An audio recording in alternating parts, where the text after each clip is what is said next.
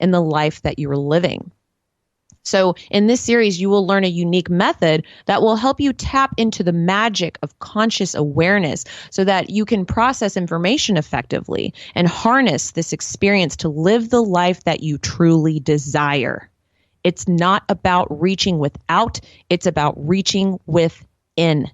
Have you ever thought about how effectively you process your thoughts, ideas, insights, and even external information?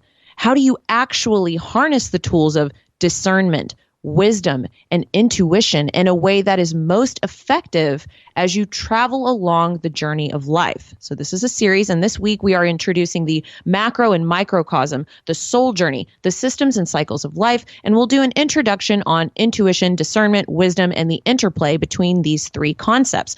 Disclaimer, folks, these are my thoughts, these are my perspectives. Your perspectives and thoughts are just as important. They're important. And I'm just one part of the puzzle here. And we're going to engage in philosophy. We're going to get closer to a consensus reality. Join me. So let's get started. The magician. This is an archetypal pattern. An archetype is an original pattern that other ideas are fashioned after. So the magician archetype, this is the bridge between the higher realms and the lower realms. The magician has all of the tools he needs at his disposal. So he represents experience and harnessing of knowledge to affect the world in hopefully a positive way, right? I like to think that we are all magicians of this life and masters of our experience. The problem is you can go through life unconsciously and miss opportunities for growth and change. If you bring your experiences into the realm of your conscious mind, it allows you the opportunity to enhance your day-to-day life. So what we're going to be discussing is the macrocosm meeting the microcosm. So the macro is the whole of a complex structure, the world, the universe.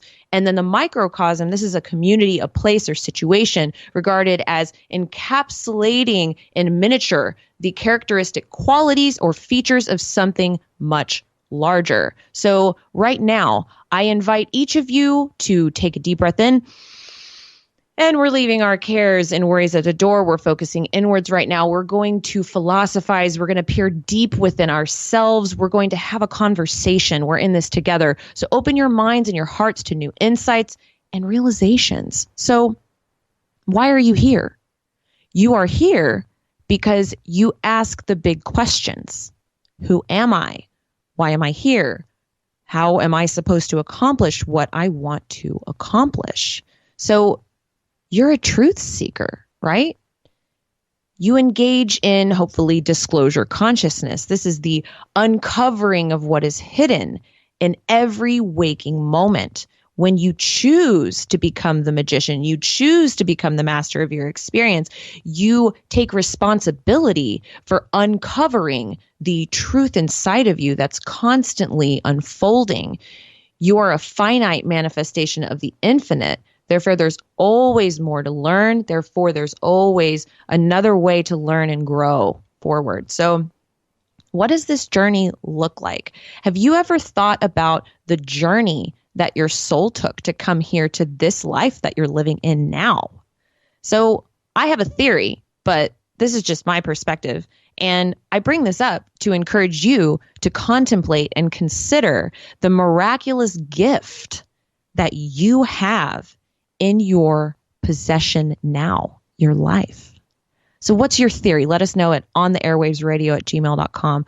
So I want to talk for a minute about the toroidal universe. It's everywhere, y'all. What is the shape of a toroid? It kind of looks like an apple, right? The human body's a toroidal energy field. The torus is the form of flowing energy dynamics at every scale of existence. It's the blueprint of nature. Think about the Earth's magnetic field. This is the macrocosm, right? The electromagnetic field of the heart is the microcosm. So you can observe atoms, cells, seeds, flowers, trees, animals, humans, planets, galaxies. You get the point, right? So when I think about the toroidal universe as a system, I think about the center being source.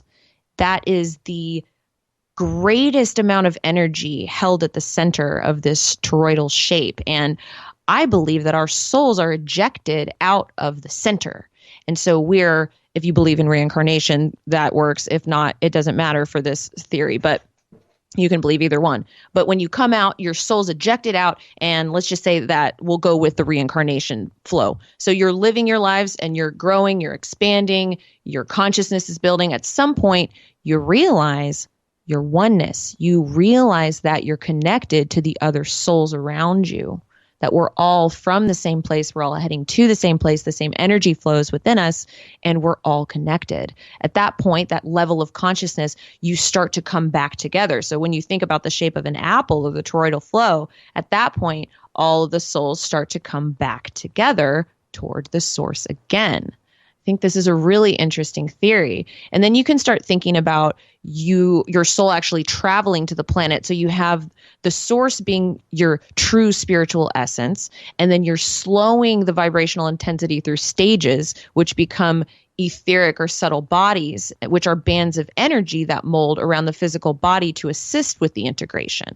So then you have to think about the energy that flows inside of you. This is called many different names: prana, chi, ki, the great spirit, the Holy Spirit, the source, the force, right?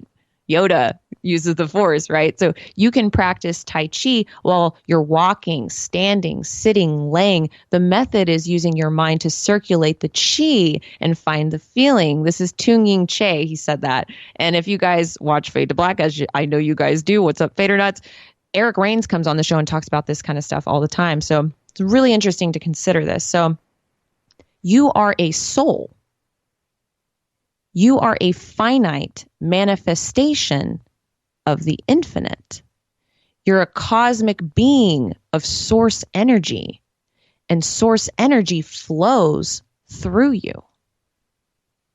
So you're a soul, and your soul exists in what? The extra physical realm, or the ether. Source energy is channeled through your body and housed within metaphysical centers, much like other human body systems. So how does the soul function and develop? And this is just a theory, right? This is the chakra system that many of you have heard about, but it's like any other human body system potentially, right? Let me give you an example. The cardiovascular system circulates oxygen, blood, nutrients through the body. The regulatory organs are the heart and the lungs. So let's think about this in conjunction with the chakra system. This would circulate source energy through the body, and the regulatory centers would be chakras or nodes, and they would carry this energy through meridians, just as the heart carries blood through blood vessels. So we're thinking about these systems that are inside of the body. So you're a soul, and you have a body. Okay, so in the body, you've got your nervous system, your immune system, digestive system, reproductive system, endocrine systems. It goes on and on, right? So you got your body. Now what? Well, you have a mind. You have a mind. How does it function and develop? So you have spheres of consciousness. You have the subconscious mind, which is your thoughts and feelings. You've got the conscious mind, which is awareness. And then your superconscious mind, which is the soul. You can also think about in developmental psychology, you have Maslow's hierarchy of needs, where you're learning from the base level about your physiological needs and how you get the things that you need to survive. And then up from there, you're interfacing with needing safety and security. From there, you move up into love and belongingness. And up from there, self-esteem. And then self-actualization. So these are processes, these are systems that ebb and flow in and out, around and around. Lots of systems. So we're looking at kind of a fractal layer here where it expands out, and you have a very large cosmological system that's broken down and down and down into smaller and smaller systems that all flow together. So what's the word that comes to mind here? Balance. So the balance of body, mind, and spirit is paramount in order to enhance the flow through your journey forward in this life. But there's more. So what do the physical and metaphysical human body systems do? Well, they make you functional within this three-dimensional plane. So what do you have to do in order for these systems to work? Nothing. They function unconsciously. But what's missing? And I've got a secret for you. Secret number one is that you can enhance your experience by shifting these unconscious functions into the realm of your conscious mind. This is when I talk about metacognition, which is thinking about thinking. How do all of these systems work, and how do they work together? Secret number two, you can influence your body and mind by activating your soul. You have the power to consciously channel source energy through your body. So we need to shift now and talk about truth seeking. So we've just come all the way from the macrocosm into the microcosm, and here we are. And what is this journey? Truth seeking is a process. So truth is the quality or state of being true, something that's real. And then to seek is to attempt to find something. So you're looking for something. Truth seeking is to search for that which is true and real. And the thing about truth is that capital T truth will always be truth, regardless of lack of understanding, disbelief, or ignorance. The truth is relentless and objective. And what is objectivity? Okay, so of a person or their judgment, it's not influenced by personal feelings or opinions in considering and representing facts. So trying to be objective and impartial, unbiased, unprejudiced, neutral, detached, fair-minded, just, equitable. And then we have to think about experience. So as you interface with your environment, you discover more about yourself and the world around you. This is subjective, right? What is subjectivity? It's based on or influenced by personal feelings, tastes, or opinions. So this is emotional, instinctive, intuitive. And because the truth is always infinitely greater than our finite natures, there's always more to learn about. Our experience is subjective, therefore we're always climbing the never-ending mountain toward capital T truth. But we have tools at our disposal to get us as close to objective reality as humanly possible. So I'm going to ask you guys a question, and I'd love to hear your responses because we're going to start this conversation. The question is, what's the purpose of seeking truth? So send in your responses to ontheairwavesradio@gmail.com. We're going to start that conversation. So what's the point? In my opinion, you are a unique blueprint, and you have unique soul attributes and traits and gifts. You have a special purpose. These gifts that you have assist you in succeeding in whatever it is you are here to do. You have soul contracts. You have reasons for being in this experience. And more importantly, you can be the only one that can actually fulfill your destiny. You're the only you that exists. So when you think about it that way, and you think about us as a community, we are all here experiencing the divine in a unique way. It is so important that we respect each other's journeys. This is what I call staying in our lanes. It's so important for us to be able to recognize that as we are going through our experience of the divine and learning what our mission is and our purpose is, we also need to respect that everybody else has their own experience that they're going through as well. And it's all about the development cycles. We learn and we grow in cycles. And we're going to talk a lot more about cycles. How many of you have experienced cycles of growth and change that ultimately made you who you are today? All of us, right? So how does it start? So it starts with decision making and truth seeking. So you're born, right? you use your intuition or your emotions, you discern, which is making a judgment call, you get the result, you assess the situation. Was your intuition correct? And then this adds to your discernment capabilities. Wisdom is gained from the experience. This is the gauge of the intuition that could be potentially upgraded, your discernment refined, and the information received, and then you start the process over. And these are smaller cycles, and then you have larger cycles, and this continues and continues on and on. So let's talk a little bit about intuition. So this is the ability to understand something immediately without the need for conscious reasoning. Okay? So it's a thing that one knows or considers likely from instinctive feeling rather than conscious reasoning. So what's discernment? It's the ability to judge. What's wisdom? The quality of having experience, knowledge, and good judgment, the quality of being wise.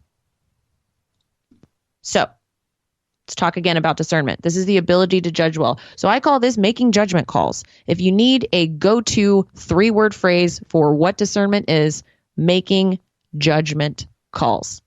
It's that simple. So using intuition and information and previous experience, discernment is your ability to harness a conglomeration of factors and make decisions that will give you the desired result.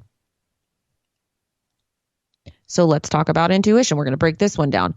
This is the ability, like we said before, to understand something immediately without the need for conscious reasoning. 3 words. Trusting your gut. So we have discernment is making judgment calls. Intuition is trusting your gut. Well, what's wisdom? Wisdom is the soul level understanding that you obtain through processing experiences in life. So 3 words, soul level understanding. Wisdom is the soundness of an action or decision with regard to the application of experience, knowledge, and good judgment. So this is the quality of having experience, knowledge, and good judgment, the quality of being wise. So this is the body of knowledge and principles that develop within a specified society or period. So what we're going to talk about now is what I've coined the truth seeker's sphere of wisdom. Here's the deal. Discernment is the interplay between wisdom and intuition. So as we know, intuition is gut level knowing without any conscious reasoning, and it's fine-tuned through using it and learning from the results. That's the key, learning from the results. So discernment harnesses the wisdom that you have and your intuition and is essentially your ability to make judgment calls. Wisdom is the soul level understanding you obtain through processing experiences in life. So it goes back and forth. So I'm going to give you an example. You're a kid. You're 4 years old and you see a candle and you think, wow, what a pretty candle. And you use your intuition. And that intuition tells you, I really feel in my gut like I should touch that candle fire, that flame. I want to touch that flame because I just really feel like I should. Because you have the lack of wisdom. You don't have the life experience, right? So you discern, which is what? Making a judgment call. You make a judgment call. And then you act. So you touch the fire. So in these truth seeker spheres of wisdom, in these cycles, you have the opportunity to gain a nugget of wisdom. What's the wisdom to be gained here? Well, the understanding that fire causes pain. It hurts you. That's the wisdom gain, right? So, and this process is hopefully refined as you get older. So you refine the system. You have a chance to upgrade the intuition. When you're young like this, you might not understand, hey, my intuition was off. But as you get older and you go through these types of cycles, this is a simple example, but apply this into something that you've gone through recently, and you can look back and you can go, okay, what did I intuit? Was that right or wrong? Was my intuition off? Was it on? And if it was off, then you realize that feeling that you had, maybe you need to tweak that a little bit, because you can learn from mistakes, right? And then you can use that moving forward, where maybe you get that same feeling. You go, well, maybe that's not the strongest feeling. Okay. And as you get older and you grow and you learn about learning, you can figure out a system that works for you and you refine that intuition. So if your intuition was right, that's a data point you get to add into the database. So something that's really important to consider here is that if you are not analyzing your experiences, you miss opportunities to refine your intuition. If you aren't processing your experiences, you miss opportunities to gain wisdom. So if you're not thinking about what you've gone through, then you miss that nugget of wisdom. You don't obtain the nugget of wisdom. So we've been talking about discernment. This is your ability to make judgment calls. It's either negatively or positively affected depending on your level of conscious awareness of upgrading your intuition and upgrading your wisdom bank. So next week, we're going to talk about a system that will help you tap into the magic of your own.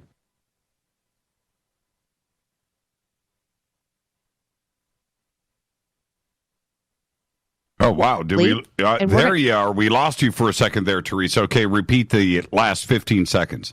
Okay, great. So next week, we're going to talk about learning a system that's going to help you tap into the magic of your own conscious awareness, process information effectively, hopefully gain some crucial life-changing perspective, and master yourself and your experience. So there it is, you guys. I'm your hostess, Teresa Yanaros at Divine Frequency.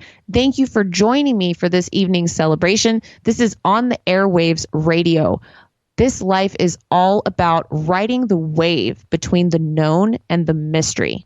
For a sparkly dose of mediatainment and personal empowerment with a refreshing blast of glitter and truth, join me weekly on Thursday nights on jimmychurchradio.com at 7:30 p.m. Pacific Time. The live Twitter hashtag, you got it, DF Airwaves. Email questions and perspectives to On the Airwaves at ontheairwavesradio@gmail.com. You can follow Divine Frequency on Twitter and Instagram. Go to thedivinefrequency.com and sign up for our newsletter to stay in the loop. The times have changed and the tides have shifted. Let's ride the airwaves. All around us are pieces of the gigantic cosmic puzzle. Let's attune to its frequency. Bye. Thank you so much, Teresa. Discernment, the other big D, right? Thank you so much. And we'll see you right here next week, next Thursday on Fader Night, right here on Faded Black. Thank you so much, Teresa. Enjoy the rest of your weekend. Thank you, Jimmy. You too. Teresa Yanaros, right there. Divine Frequency on the airwaves. Seriously. The other big D, discernment. All right, I'll be right back after this short break, opening up the phone lines, open lines all night long. It is Thursday night. It is Fader Night. I'll be right back. I'm your host, Jimmy Church. This is Fade to Black. Stay with us.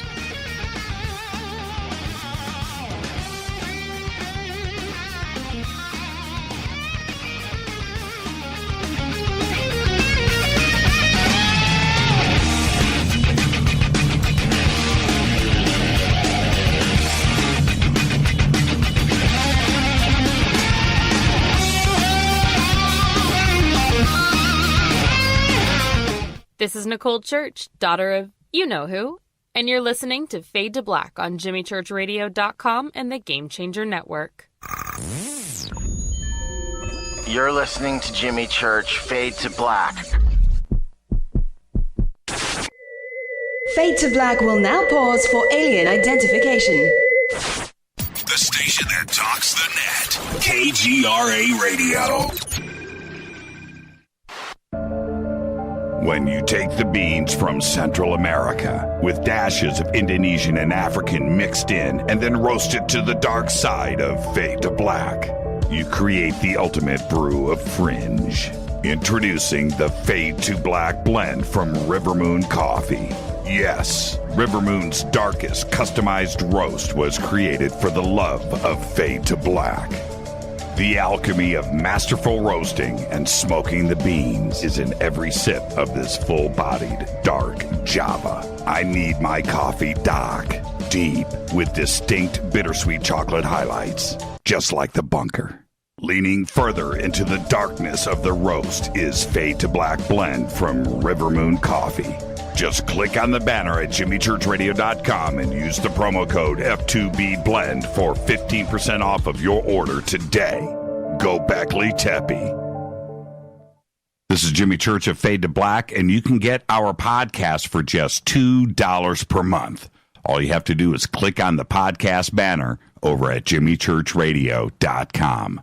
Times are changing. The circus of politics, healthcare's low standards and high prices, and let's not forget food quality. What to do? Arm yourself with Life Change Tea at getthetea.com. In a world of chemical imbalance and poor air and water quality, it's time you make a move. Log on to getthetea.com and stock up on organic non-GMO supplements. Don't forget the tea. Cleansing your body never felt so good. And we have a brand new tea called Takedown Tea, which helps support healthy glucose. All natural body support so you can be at your best, naturally. All you have to do is log on to getthetea.com. That's getthetea.com. We're not a fad that comes and goes. We are the real deal. Join us and armor up. Getthetea.com. That's getthetea.com. Changing America's health one tea bag at a time. 9 out of 10 geneticists agree.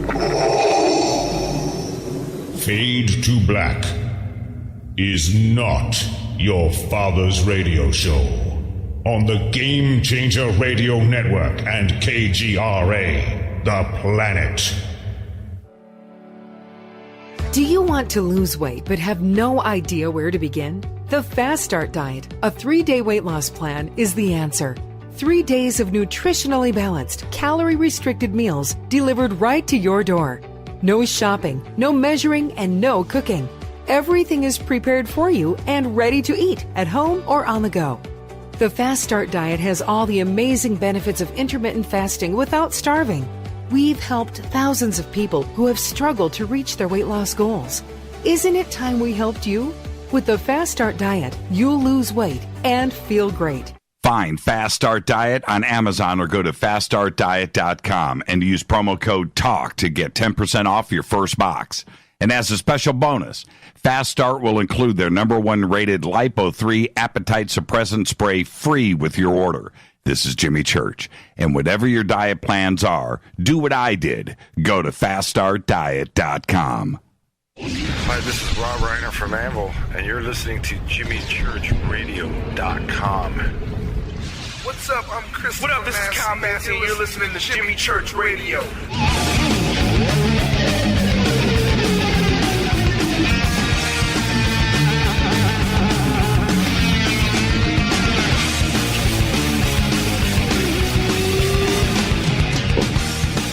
All right, welcome back. Fade to Black, Thursday night, Fader night, open lines all night long. Thank you, Teresa Yanaros.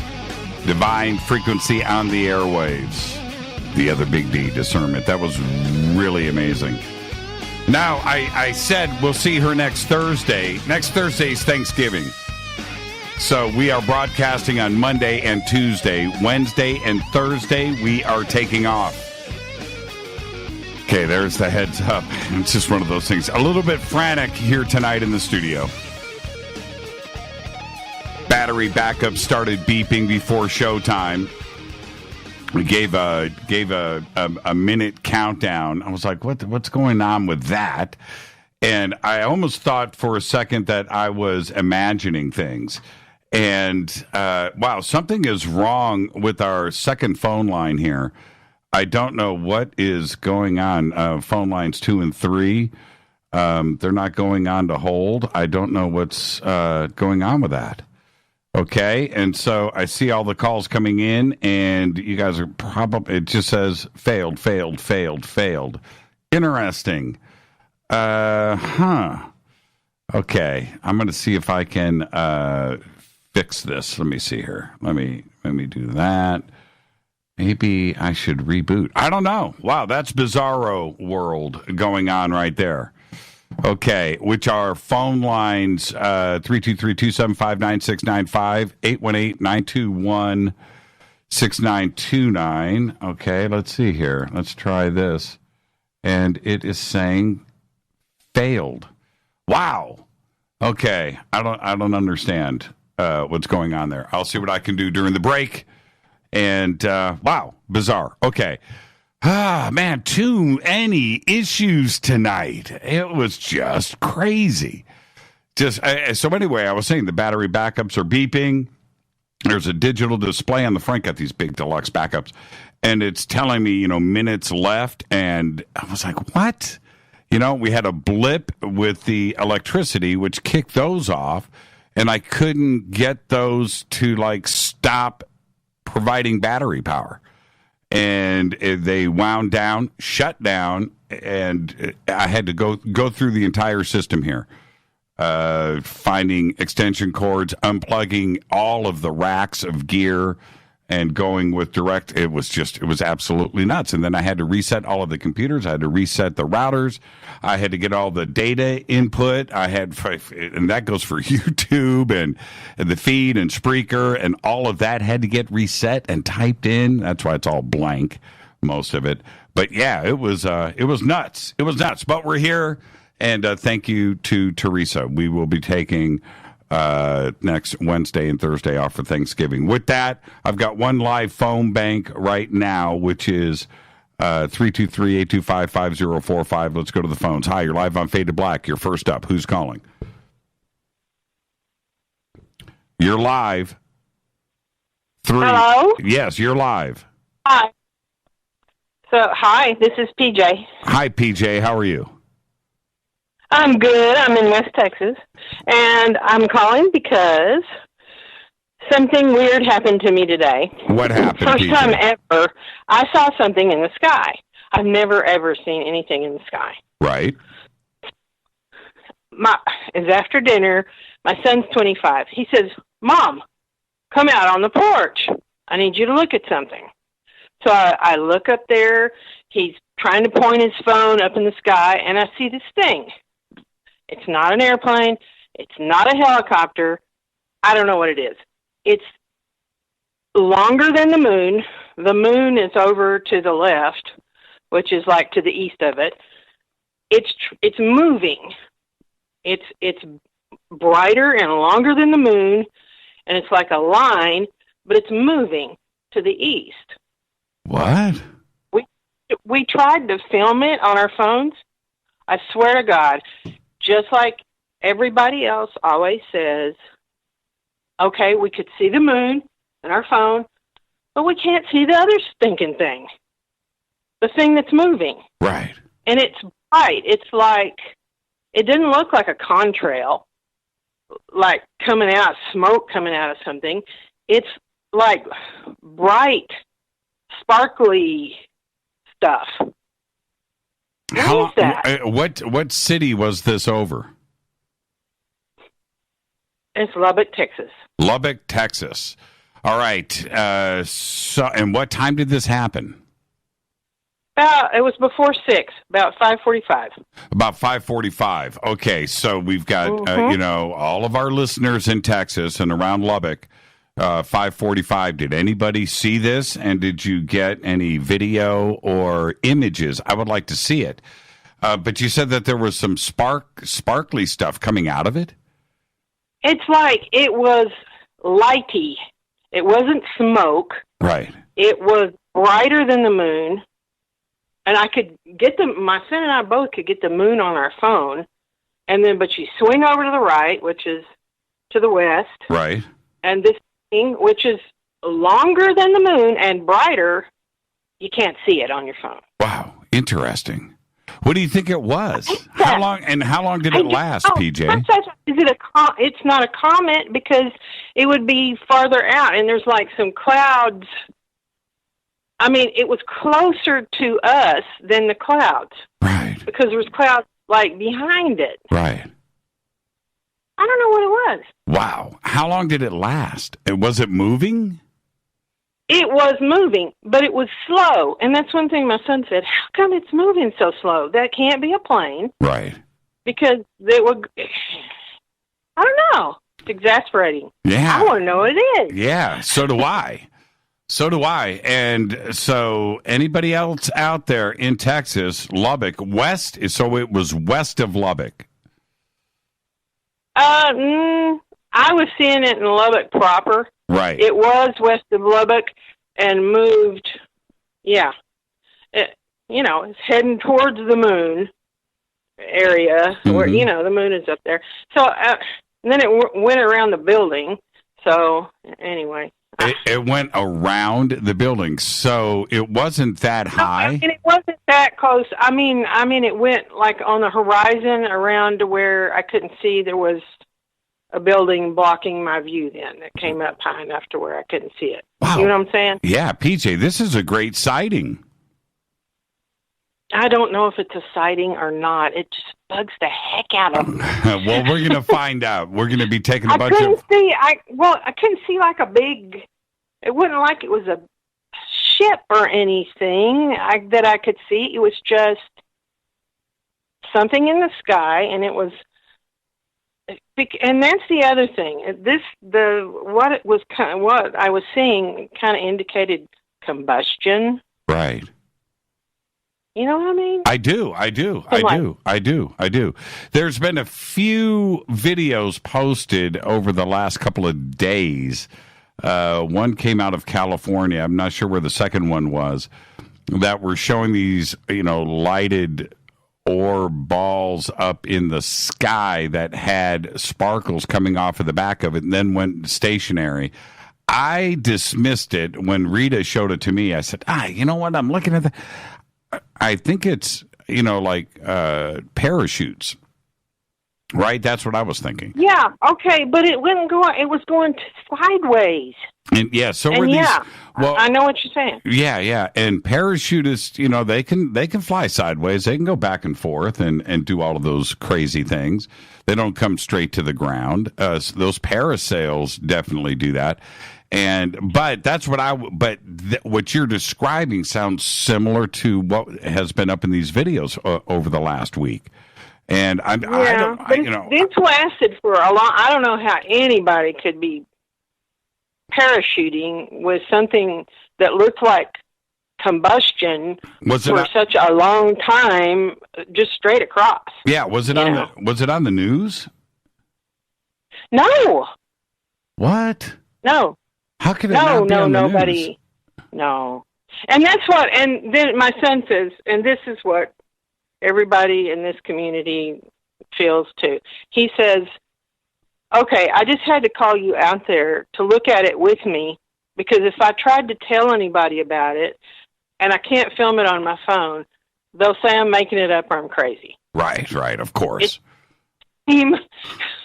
That's how it goes. I mean, if anybody sees it around here, I don't know if they're going to tell anybody on the news. I mean, really. Did you try to take any pictures? Did you? Yes, like I said, we both had our phones up. Right. On camera, and nothing. Well, okay. Did you look at the images, though, that you tried to take? Yes. And those are blank? Nothing. Wow. Well, it's not it's the sky. It's the moon. I was sweeping around and saying, I can see the moon, and here's clouds. Right. And can't see it. And my son, too. So. Wow. PJ, that's a good sighting. That's a good sighting. And it was... We were kidding about cloaking. Cloaking. Is it us or them? Cloaking. I know, right? Anyway, thank you for listening. I love your show. Thank you, for PJ. taking my call. Thank you, and have a great rest of your weekend. I will. You too. Thank you so much. That's a great sighting. So that's Lubbock, Texas, everybody. So if you were in or around Lubbock, Texas tonight, 5:45 p.m., what did you see in the sky, if anything? Let's go back to the phones. Area code 410. You're up next. You're live. Hi, Jimmy. Hey, Jimmy, this is Sean from Frederick, Maryland calling. Hi, Sean from Frederick. How are you? Doing fine. How about yourself? I'm doing good, man. It's Thursday night, Fader night. Yes, it is.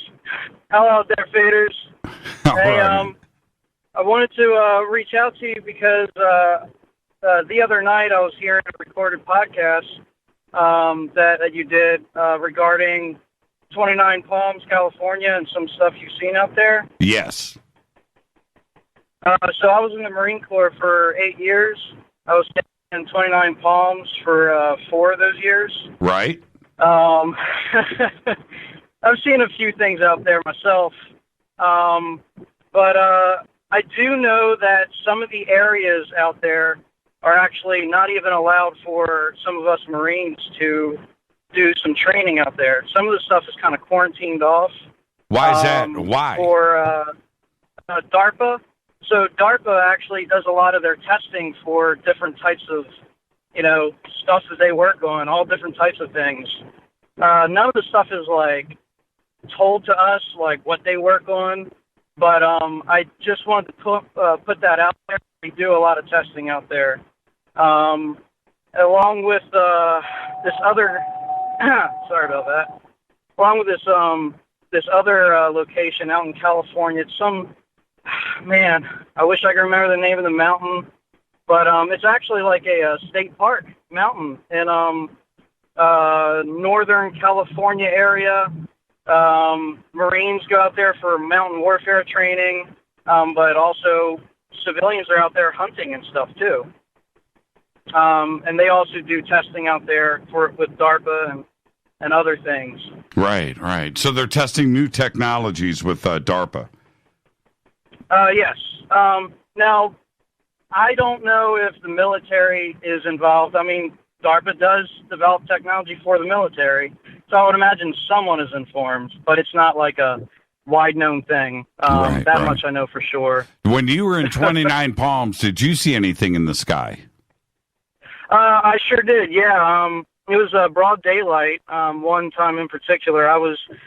me and my ex-wife now, we were married at the time. Anyway, we were heading towards Joshua Tree, leaving 29 Palms, and just over to the right, where the mountain ridge is that separates basically the civilian area of 29 Palms and the military base.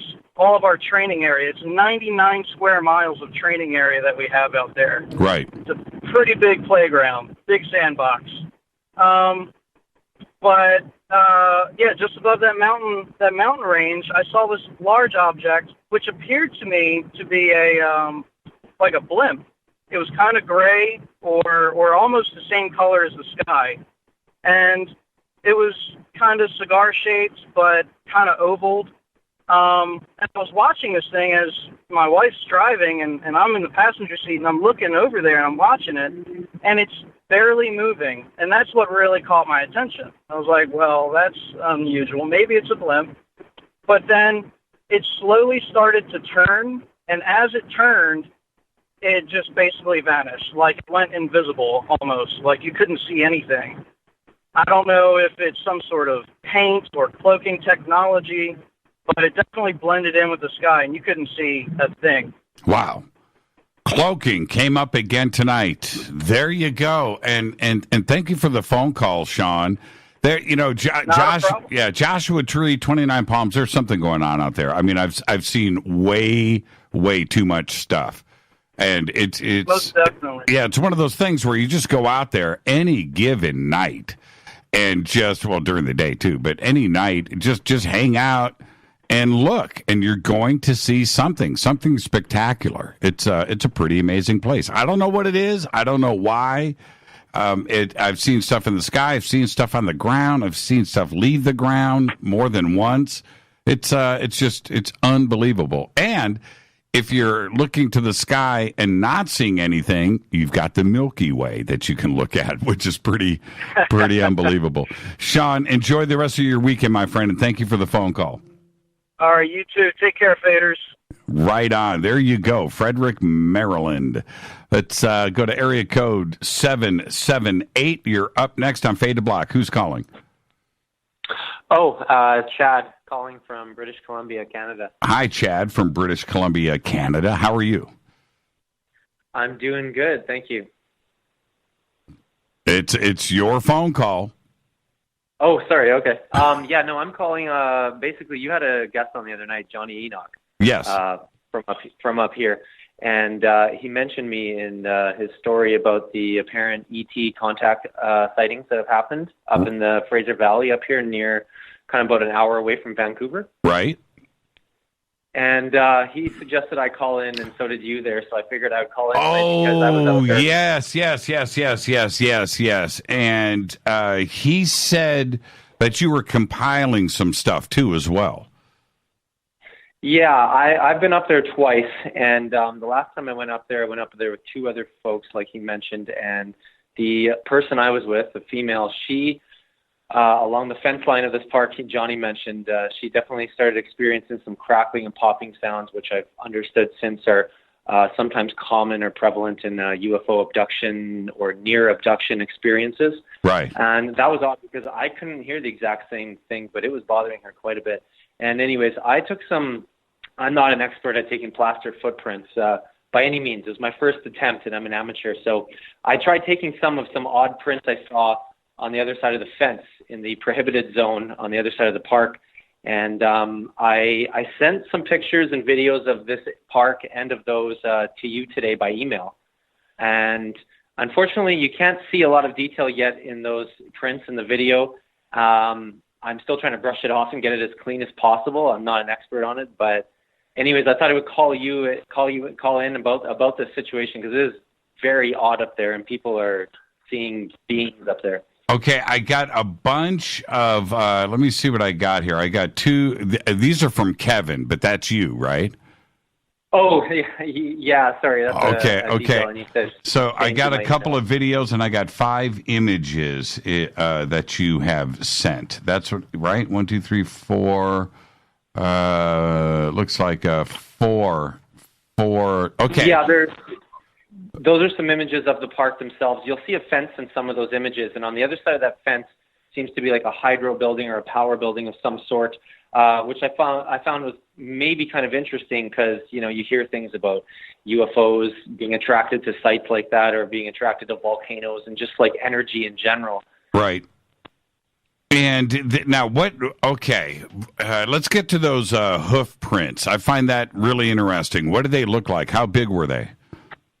Well, what I saw there along the tree line that you'll see on the one side of the fence, on the park side of the fence, and actually on the other side of the fence in the prohibited area, there were some prints. But the prints, they do look to seem not too large, maybe about, 3 inches by 2 inches kind of thing. And they're rather kind of square-shaped a bit, maybe not exactly square, but kind of like that on the side where one of the contactees said that he saw them and they had hoof-like feet, which I found was kind of odd because usually you don't hear that description with the grays, at least I don't. Right. And in the ground, sure enough, there's a lot of marks in the ground. They're definitely not, they don't look like dog paw marks, and they're going in further in the ground than the dog would, because I saw a dog running around there actually. And they do look kind of that shape, I must say. But I'm not an expert tracker by any means or anything like that, but it is a little weird. There's no gardening going on there. It's not even worth gardening. And so I'm not sure what all these little markings would be. And on the other side of the fence in the prohibited area, that's where I saw some more interesting marks. So looked honestly more like 3 toes or something. Wow. And yeah. So did you get any plaster cast? I did. I took some plaster footprints or whatever you want to call it of the smaller ones, which I don't really think they'll look like anything. And then I took some of the ones I was more interested in on the other side of the fence. And that would be, they look to be about 4 inches by 4 inches kind of. And they kind of look like they have like 3 toes almost, at least when I saw them. So I'm planning on going back there actually tonight or tomorrow to hopefully get some better images of the print in the ground, and then I can send you those as well. But the plaster, they don't really look like too much yet. Right, yeah, plaster is a little bit deceiving. I've only held a couple of those in my life, and they never look like what the print looked like, right? What was in the ground. And it throws you off a little bit. I'm not an expert either. But the 3-toed thing is pretty interesting. I mean, how many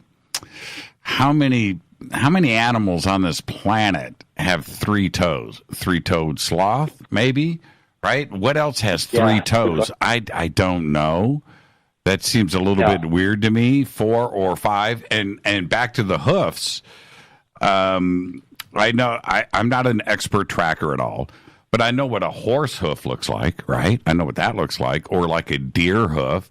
That's got that, like 2 toes, kind of thing. But something square. I don't know. I've got to see these. Take some pictures of the of the hoof marks. I don't know. I haven't seen the videos yet. You've sent me 2 videos, so I'll take a peek at those. The video just kind of gives you an outlay of the area in general and the park and the prohibited side where it's a power building or whatever. Right. The area, I got to say, the area would be in a good location to make contact with people, but also kind of be, out there. It's not right in the middle of town. It's on the edge, up the side of a mountain. And on the other side of this park it's very like rural. There's not many houses and stuff. And it could be a good location, but strangely, the one sighting, he said that there is a craft on the other side in the prohibited area where there's a big flat kind of paved ground for whatever reason beside that building I mentioned. And I found that quite odd because it would be a very convenient site for them to kind of just land a smaller craft and lure people in through the park and stuff that might be around there without too many eyes. Yeah, it's pretty big. Yeah, it's pretty big, too. I'm looking at the pictures here. This is turning out to be a very interesting case. So I know that you're going to head back out there tonight.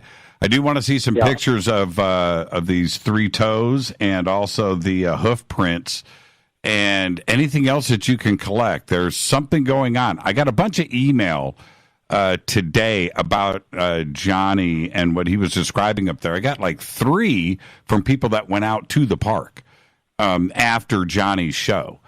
Going, dude, I'm out here now. Yeah, this is a great. Yeah, absolutely. So let's continue this, Chad. Yeah. Okay. Listen, I got to head towards a commercial break here. Keep us posted. All right. I will look at the video and the other stuff, and I'll talk to you over the weekend. Thank you so much, Chad. Sounds good. And if anybody wants to see it, I'm planning on uploading more on my new Twitter, which is Fruit and Truth. Fruit and Chad. Fruit and what? Yeah. Oh, Fruit and Truth. Oh, Fruit and Truth. There you go. Thank you, Chad. Get out there, man. Yeah, I just heard somebody saying to shut the F up. I don't know if that was coming in on the line on my end or. No. That's I don't know what that is, but go and get some work done, okay? And I'll talk to you next week. Did you hear that as well? No, I did not. Okay, all right. That's odd. I guess so. Okay. Okay. Thanks. Have a great weekend. Bye. Bye. And with that, I got to take a commercial break right here. Let's see, what are we up to? I'm out of sequence. And let's phone lines are back up and running on the other side, so that's all good. So 323-825-5045 or 323-275-9695 or 818-921-6929. It's Fade to Black. I'm your host, Jimmy Church. Fader night, Thursday night, open lines all night long. I'll be right back after this short break. Stay with us.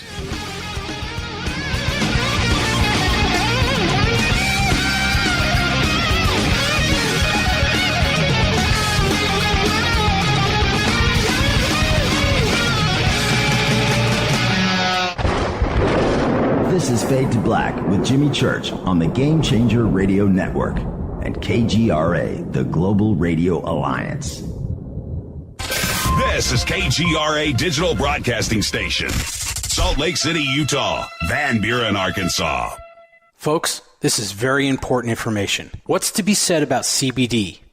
AncientLifeOil.com. Our CBD is made from hemp and has 0.003 THC, which means this wonderful product won't get you high, no matter what amount you take. What does CBD do for the body?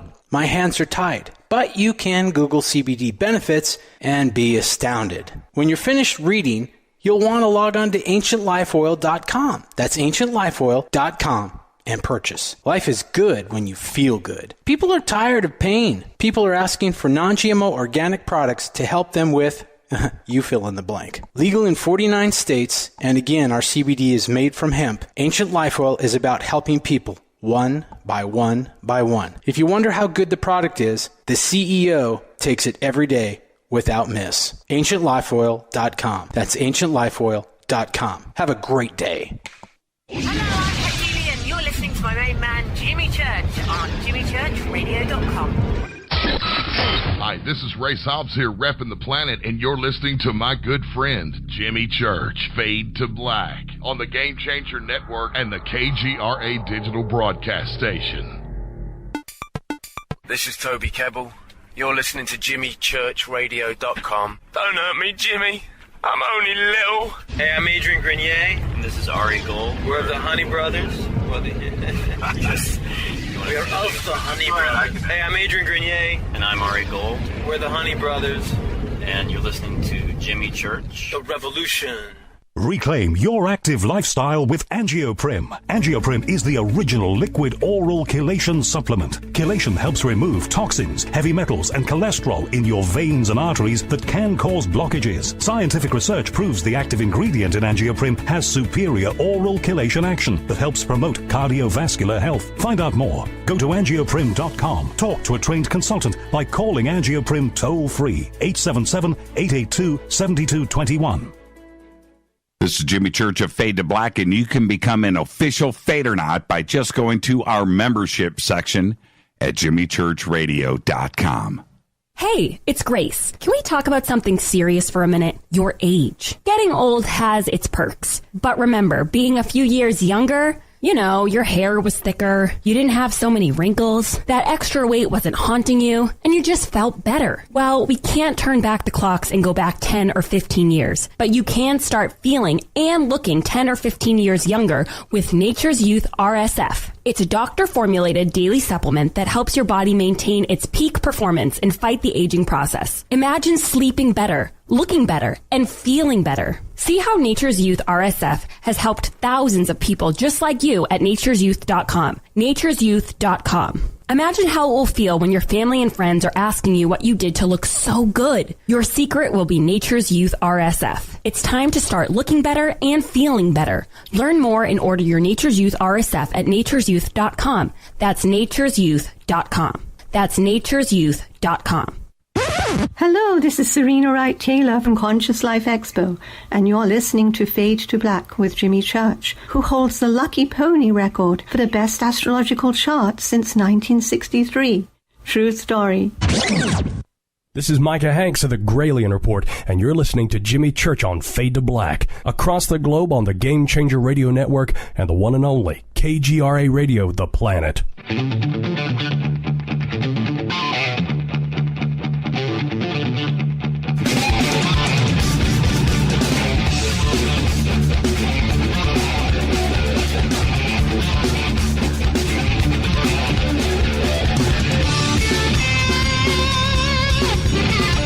All right, welcome back. Fade to Black. Thursday night, Fader Night. Open lines all night long. 323-825-5045 or 323-275-9695 or 818-921-6929. Open lines all night long. And what's going on up there in BC right now at this park? I have no idea. But multiple witnesses, and there's something happening up there, and I can't wait for this investigation to continue. With that, let's go back to the phones. Go to Indianapolis, Naptown. You're up next on Fade to Black. Who's calling? Hi, Jimmy. This is Susan from Indianapolis. Hi, Susan from Indianapolis. You got through. Okay. Yeah, I can't believe it. What part of town? When you went to Susan, Karma Records. Yes. Did they have the little areas where you could go listen to some of the records to see if you wanted to buy it? I can't remember that. It might have. But no, I can't remember that. I had my guys behind the counter that I would go up and they would always, you had connections. Yeah, they would play me the secret stuff. The one on 21st and Post Road, that was my hangout, and I just loved that store. And I heard it's still there. Is it? Yeah, I know. What part of town are you in? I'm southeast. Southeast? In Franklin Township. You're in Franklin Township. Okay. Yeah, my parents and my brothers are over in Avon on the west side. Oh, okay. West side. Yeah, west side. but what I wanted to talk about was you had David Wilcock on, and you talked about Beyond Majestic. Uh-huh. I went on and paid the money and watched that film. It's like 2 hours long. And I have to say, that movie pulls everything together. That's the hub, and all of the other ideas and theories are the spokes. I really enjoyed that movie, and I will probably watch it again. But have you watched it? Yes, I have. I've seen it a couple of times. Let me ask you this, Susan. You've been researching the UFO phenomenon for how long? Well, I wasn't really into it that much until June 5th of 2015 when I was outside with my dogs. It was dark, and all of a sudden I saw this strange thing in the sky. Mm-hmm. It wasn't moving. It was pretty much round. It was flashing red lights in a circle. I could see it. It was dark out, but it was darker than the dark. And I could see it, and I stood there and I thought, well, that must be a blimp or something left over from the 500-mile race, because sometimes they hang around for a while. Right. And I just stood there and looked at it, and it went from the red lights to a yellowish green light, and they flashed. It stayed there and stayed there. I stood on my back porch and watched this darn thing. Didn't have sense enough to come in and get my phone. I just stood there totally transfixed. It hovered. It did not move. It didn't waver in the breeze. Nothing. All of a sudden, it just went and headed north from here, more toward downtown. Mm-hmm. Well, I didn't say anything for a long time. I thought, that's just stupid. I can't believe I saw what I saw. And there's no way a plane went that fast. It just zoomed. And so about 2 months later, I got online and looked up UFO sightings June 5th, 2015. Mm-hmm. And I'll be darned, there was a guy and his band playing a gig down in Fountain Square. You know where Fountain Square is? Of course, yes. Okay. He was playing a gig down there. They were outside on a break between sets and having a smoke. And he saw this thing with flashing red lights and flashing yellow-green lights up in the sky. And it didn't move. It didn't do anything. And then finally it just went and took off. So I knew I wasn't imagining. So I wasn't too into anything like this until then. And that's when I started listening to Coast and enjoyed you being on once in a while on the weekend. Mm-hmm. So, and then when you mentioned Fade to Black, I was like, I'm going to check this out. And I love it. I don't think I'm ever going to get a night's sleep. Well, that's the point. That's the point, Susan. That is exactly the point.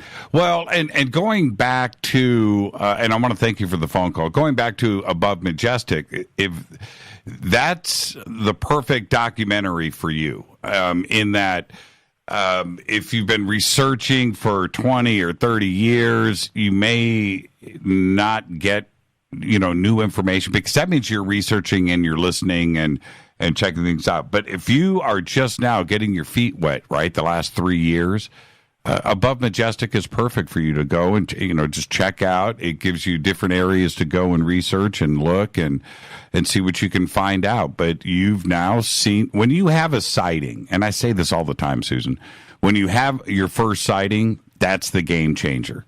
That's the moment. That's the epiphany in life where you start to find out that things aren't what they seem. And that's happened to you. Right. Of all places, over Franklin, right? Franklin Township. Yeah, Franklin Township. That is too funny. That is too funny. Yeah. Oh, yeah. Yeah, I went to Warren Central. It just was there. I went to Warren Central High School. Right. Yeah, yeah. You hung around here for a while, but you're like a world traveler. You were an Army brat. Yeah, I was an Army brat. You know, you got Fort Ben Harrison right there in Indy. You know, that's why we were there. Absolutely. So, you know, there you go. Susan, enjoy the rest of your weekend, and thank you for the phone call. I certainly will. And you know I love Naptown. Thank you very much, Jimmy. Rock and roll. Thank you so much. Mm-hmm. Bye. Bye. I love it. She said the band was in between sets having a smoke. she loves her music. She loves her rock and roll and Indianapolis and UFOs and Fade to Black and Coast to Coast. Life is good. All right, let's go back to the phones. Hi, you're live on Fade to Black. Who's calling? Hi, Jimmy. It's Scott. Hey, Scott. How are you?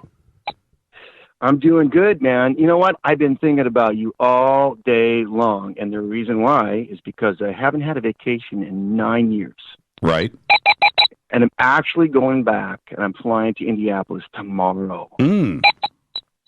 Right on. And I'm going back. Yeah, I'm going back, and then I'm driving out of Indianapolis to go up to Grand Rapids to surprise my folks. And you guys are hitting some areas. Do you remember Crawfordville and 16th Street? Crawfordsville and 16th Street. Well, I know both roads. What's on that corner? Right, and they go. Well, there's the Indianapolis 500 right there. Well, I was going to say that's Speedway. Right, Speedway. That's where my dad grew up, and my mom grew up in Ben Davis. Right. So it's incredible. But I'm going to go back, and I'm going to save some White Castles when I drive back. Well, you got to do that. Rita and I went to the movies to go see Bohemian Rhapsody a couple of weeks ago here in Burbank, and right in front of the theaters is a Steak and Shake. Oh man. It rocks, man. It just takes me right back to Indianapolis. I'm so glad they're here. Sandwiches? No, I do the normal double cheeseburger with fries and chili 3 ways and a chocolate shake. That's what I do. What else is there to eat at Steak and Shake? Well, maybe a strawberry shake. But those baked beans were pretty good too. Man, I just like that chili 3 ways. It's got a taste, man. Oh man, it's the only way to go. Hey Jimmy, I've got a question to ask you. And I wrote it down because it was like bugging me all week long before I took off. And so I'm going to read this to you.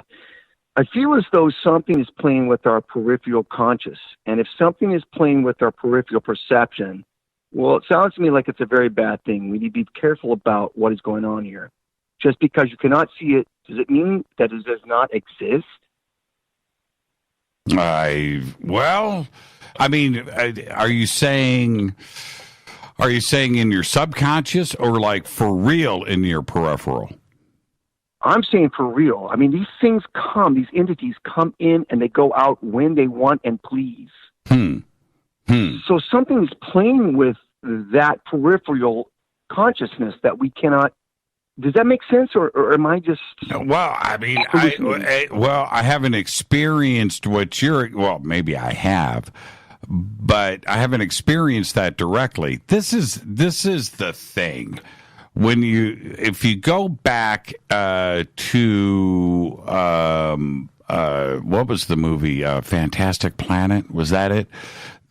With what is that sound? Is that you? Okay. Me? No. Yeah, you got some kind of weird sound in your phone line. But myself? In that movie, the creatures that were there were energy creatures from another dimension created by our own mind, and they were energy, invisible. And I've always thought about that somebody brought up rods the other night on the show too as well.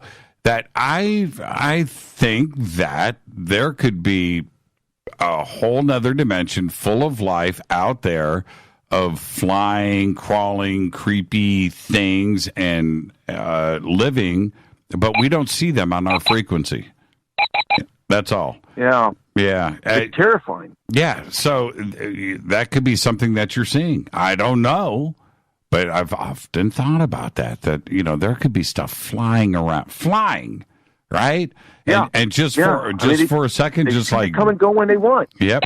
And kind of bleep in. You've got some noise in your line, Scott. It's really loud. That's not my line. I don't know what that is. It's not my phone.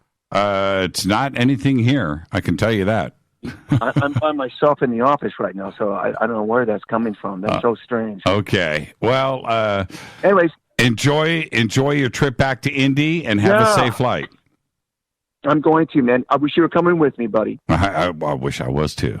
All right. Waffle House and Steak and Shake. I'll talk to you. Yeah, I will. Thank you, buddy. Okay, bye. man. Bye. And so we'll see if that noise just went away. I have a feeling that was Scott's phone. That was Scott. Yeah, whatever it was coming from him. Let's go to area code 408. You're up next on Fade to Black. Who's calling? Hi, Jimmy. It's Deb from Sacramento. That noise must be the CIA listening again. Yeah, that was Scott's Walmart phone. He won't spring for a real phone, but there you go. There you go. So, how's the air quality there in Burbank? Well, it's not that bad. It was bad on Saturday and Sunday when the wind had changed directions, but everything is blowing south and west out to the ocean. I mean, you can look at all the satellite images of the smoke. It's going in the other direction, so it's not bad. Saturday night when I drove into Coast, because it had changed directions, and I drove right through, man, it was pretty gnarly, and it smelled gnarly. I didn't like that at all, but we're okay now. Well, we're gnarly here. I think it looks like the apocalypse outside still. It looks like you can smell the smoke still, and it's like a foggy, thick day every day here until the winds pick up. Yeah. It's awful. How far was the fire from you? Well, I think 85 miles from here. Right. Paradise, yeah. Right, but you were getting the smoke over Sacramento proper?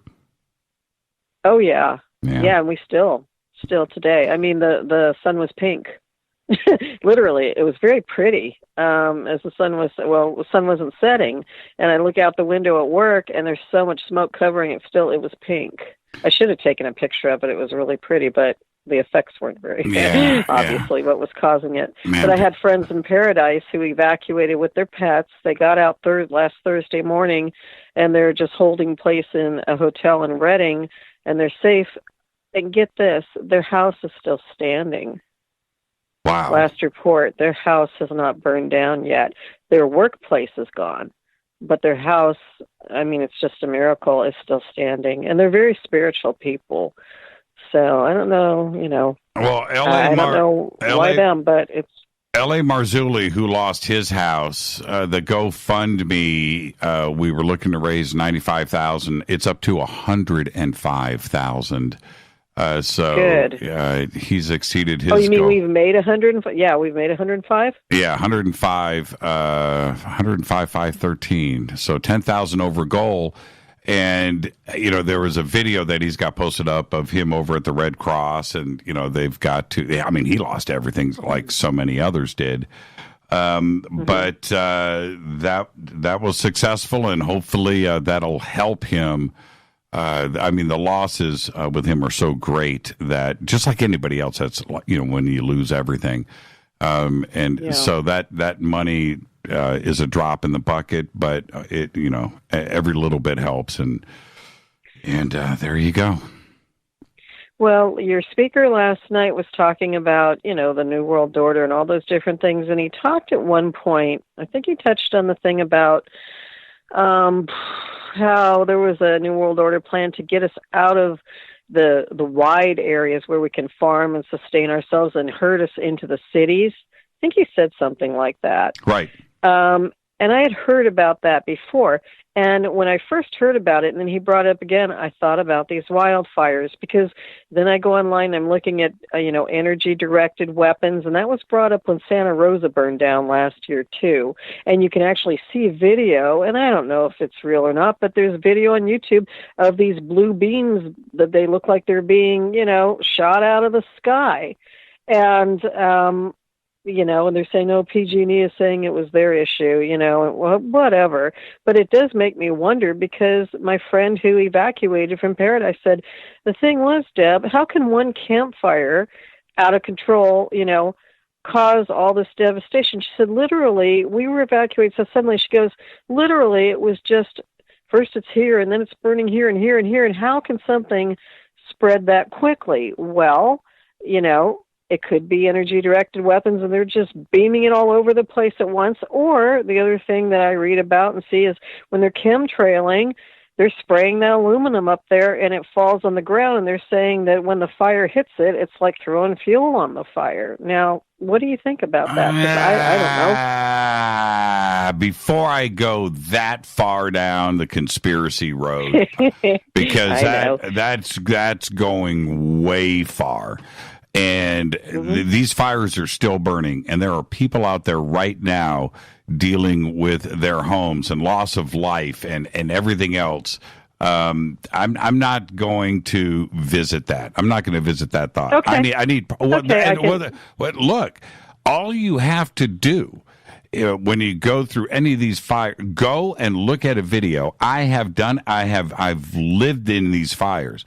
And when you're dealing with 50, 40, 50, 60 mile an hour winds blowing those embers around, you don't need any directed energy, anything. It's a crazy just firestorm of sparks and coals and chunks and things that are just blowing all over the place. And that fire out here, just like the one in Paradise, swept across, went from Simi Valley to the Pacific Ocean in hours. Okay? It takes hours to do the drive, let alone to have a fire. It's just crazy how fast it burned. And you're right. Those burning embers. Look at those videos at night. Watch, you can't see it so much during the day, but the embers are the same at night as they are during the day. And look at what's blowing around. So don't, for me, I'm not going to go. I know. My mind just starts to, go crazy with looking at that stuff. It's like, I don't know if I should bring this up or not. If I'm somebody that's just lost a house, a family member, some pets, I've lost everything that I own. The last thing I want is some doofus like me on the radio going, directed energy weapons, man, from space, dude. Or me. Well, okay. I'm not speaking about you, but I'm not going to be the one that's going to start spreading that around, not without some bona fide proof.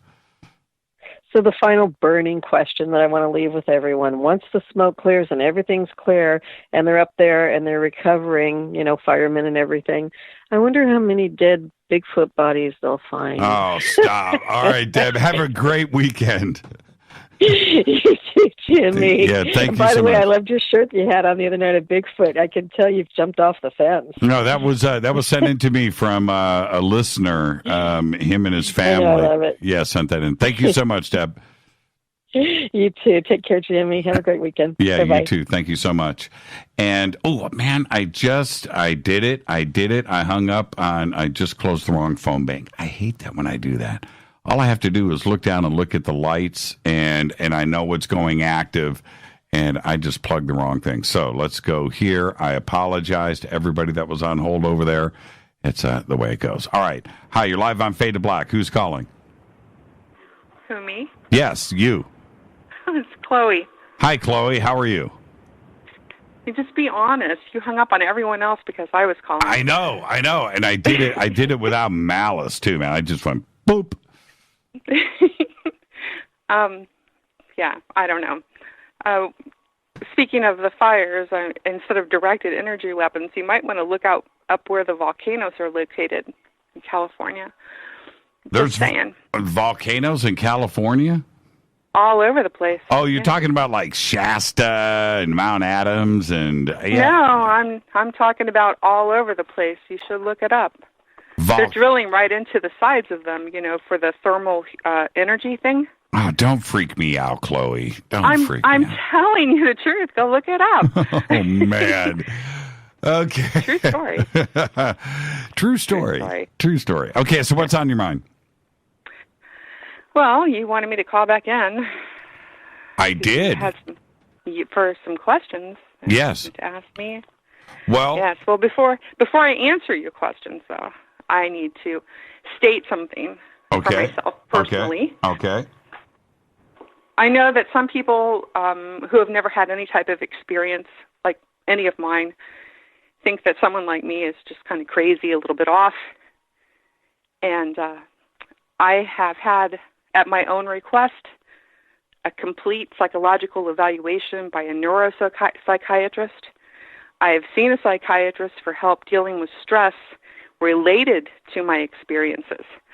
And I have no delusional disorder. I'm not schizophrenic, unless these two guys who are well-educated are just really wrong, Right. Secondly, you're going to ask me what I was told. Right. And, okay, and that's your question. Now, it's hard for me to determine where certain messages come from, because I've seen various different beings, not just one type.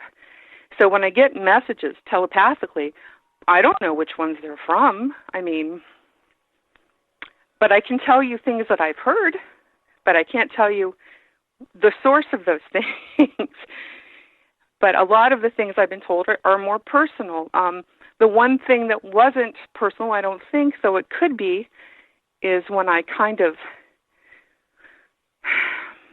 You see, it's really weird because it felt like I had been in a trance for years of my life, if not my entire life, and I woke up in January of 2017. There was a shift at the end of 2016, but in January of 2017, it was like I woke up, and the first thing I heard was a very frantic, "We're running out of time. We're running out of time." And it was like repeated, "We're running out of time." And I'm like, running out of time for what? Who's running out of time? No, there's no clarification for that. And I don't know what that means, and I know that a lot of people will make up a lot of stories to go with that. Mm-hmm. And I'm sorry, but I don't know what that means, and it could be a personal thing, and I think you know what I'm talking about without me mentioning that. Sure. Well, okay. This is what I'm going to do. I'm going to put you on hold, Chloe, because we're up against a break right here, which I have to take. So, and then we'll pick up on the backside when we come back. And yes, I've got a bunch of questions, and I'm sure that some are probably going to come in on Twitter too as well. And we'll do all of that. Okay, so just stay right there. Let's take a quick break. This is Fade to Black. It's Thursday night, Fader night. And when we come back, I'll pick it up with Chloe, and I'm going to do a little recap with you right now. Chloe had the blue orbs in her living room with her husband that actually entered her body. And we found out about that last week and the week before. So tonight we'll come back. We'll talk more about this with Chloe. It's Fade to Black. I'm your host, Jimmy Church. We'll be right back after this short break. Stay with us.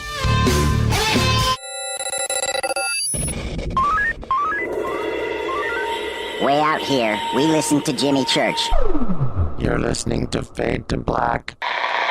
Always on the edge of the hottest alternative talk. Jimmy Church with Fade to Black. KGRARadio.com.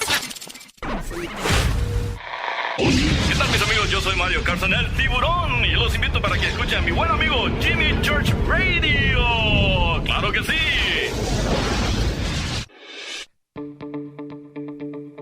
Hurricanes, earthquakes, wildfires. This year we've experienced more than our fair share. This is Jimmy Church of Fade to Black, and last month I decided to make sure my family does not have to worry about food should we get caught in a real emergency situation.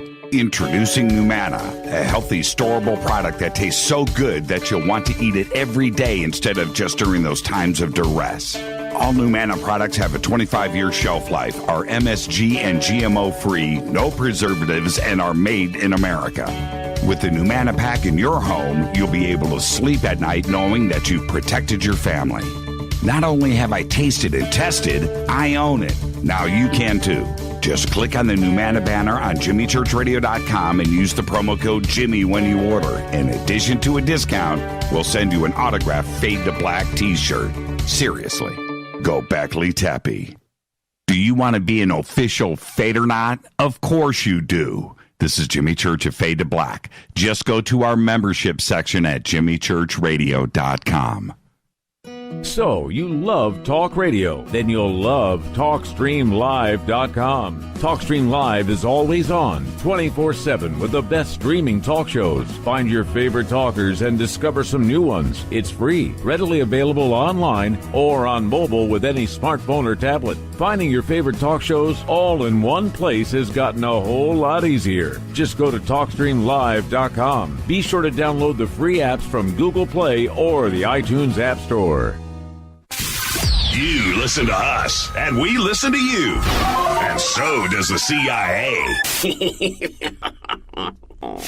KGRARadio.com. If you have hard water, the lime scale not only leaves white spots, it clogs pipes and breaks down appliances, costing you hundreds of dollars in energy and wear. Eliminate lime scale and other water issues like brown staining and bad odors with HydroCare water products available from Wave Home Solutions. Wave's affordable water systems don't use salts or chemicals. You'll love the way your water tastes, smells, and looks. Satisfaction guaranteed. For more information, go to bestwater123.com. That's bestwater123.com.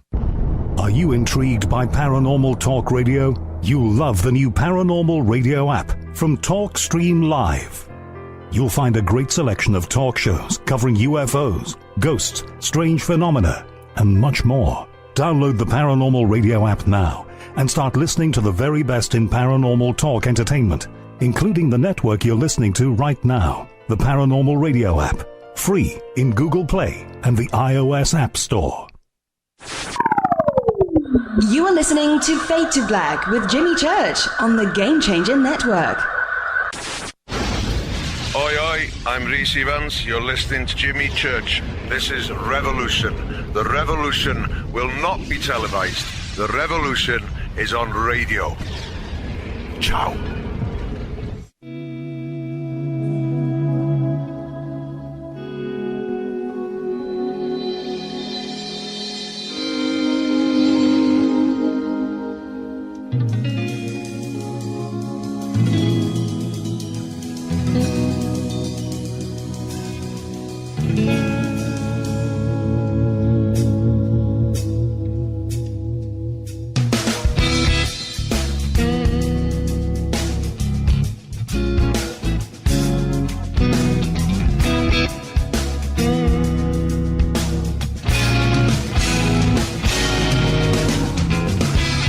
Welcome back. Fade to Black. I'm your host, Jimmy Church. Thursday night, Fader Night.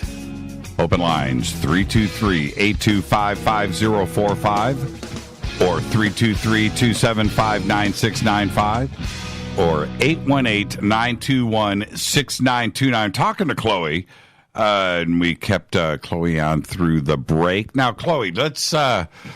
when the communications and any messages, well, I'm interested in all of it, but we started to get into that last week. So how and what were you told? How was I told? See, that's just it. I mean, I hear telepathic messages. Right. I don't know if the visions come from them or if that's just part of my thing, because I started seeing auras when I was like 9 years old, 10 years old. I started doing out-of-body things when I was a teenager, and then the precognitive ability started when I was about 13, and became increasingly more accurate and stronger. But it's not like I hear or see things all the time, because that would be bad. Right. So when I hear or see something, I mean, it's kind of like I told you last week, there's a little white bouncing orb that I've seen. My husband has seen it. My son, who never saw anything, except when he was real young, he even saw it. So it's like, okay, well, there's confirmation that there really is and I don't know what it is. I have no idea. Okay, well, let's talk. Okay, did you write any of these down? No. Okay, so it's just all by memory. And so when the first blue orb came into your living room and entered your body, did you get a message then? No, there are 5 of them. Well, not that I know of, but the strange thing about that entire, there were 5 to 7. It's not like I was counting them. I'm standing there like in awe. It was almost like we were in a trance.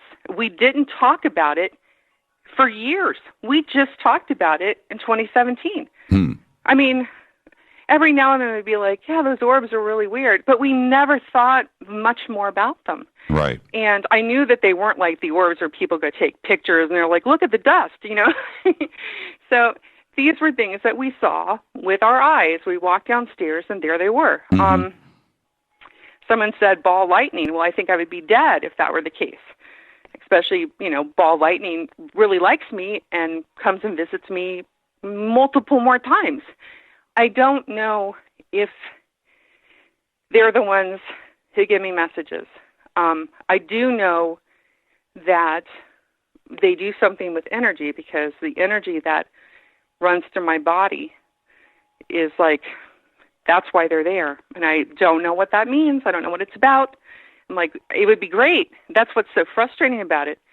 And if I did get a message about what it's about, sometimes I'm like, is just me making this up, or is this them?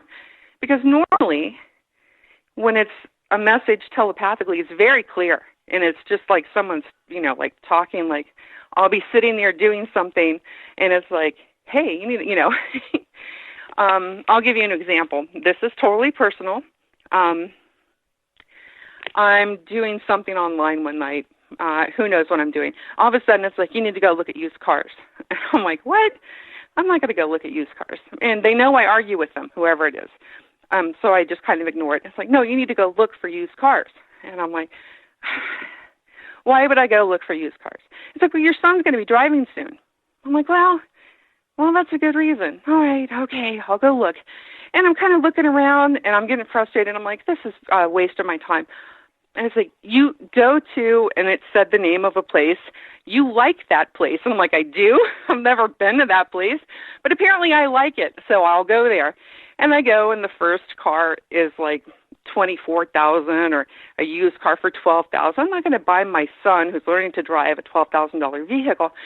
So it says, go all the way to the bottom of the page. So I go all the way to the bottom of the page. There's a Volvo for $7,000. It's in pristine condition. It used to belong to the wife of one of the state representatives. And she drove it from here to, I guess, Sacramento once or twice a month. I don't know. When she traded it in and got a new one. So we got a $7,000 Volvo for my son to learn to drive on, which he never did. But anyway, and I'm like, okay, why do I have a Volvo? Because it's like, I don't need a Volvo. And then the Volvo saves my husband's life, not once, not twice, 3 times. And the last time was on the freeway coming back from L.A., and one of those huge tarps fell off of a semi, landed on the road, bounced. The Volvo hit it. The Volvo went airborne. It came down and landed on 2 wheels on the side, and then it kind of straightened itself out and, you know, stayed in its own lane. And then he had to get off the freeway, and then it died. And that was the end of the Volvo. So, yeah. Well, you know what they say about Volvos? They're boxy, but they're safe. So, yeah. Okay. Well, okay. So that's one message. Now, was this from ET, or is this just some kind of precog thing? Have you been getting messages? That was not me. That was not me. Me is probably the Volvo is going to be destroyed today, which is when it was destroyed.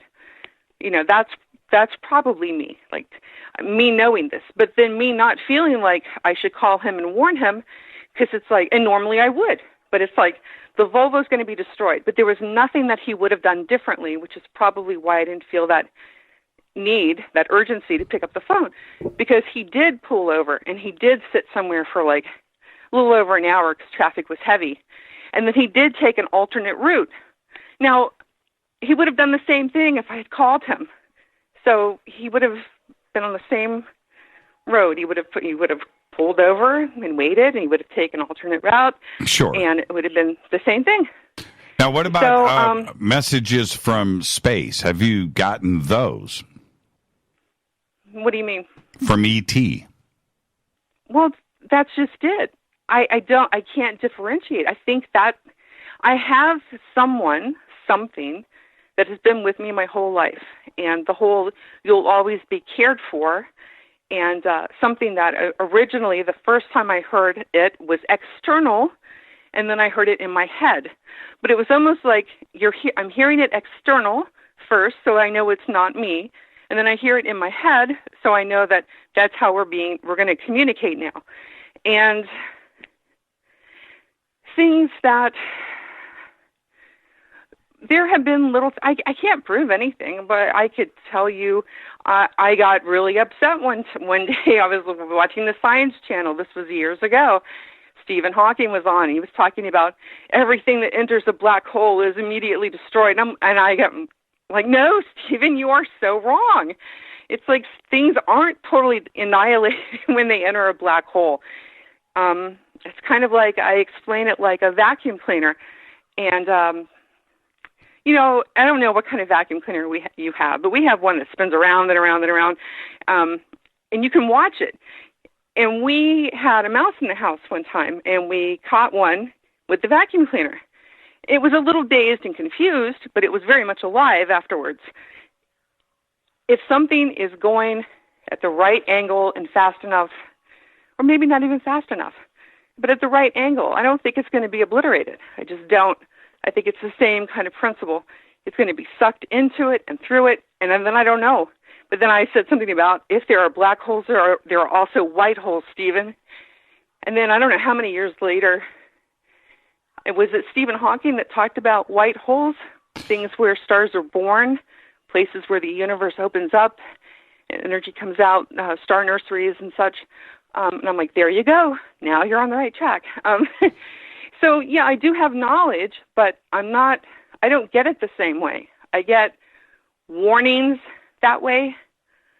It sounds like you're at peace with it. That's you're in communication. You fight, you argue, you laugh with them, and yeah, we argue. And I think that's a really cool thing. I don't know what's going on. I don't know who it is.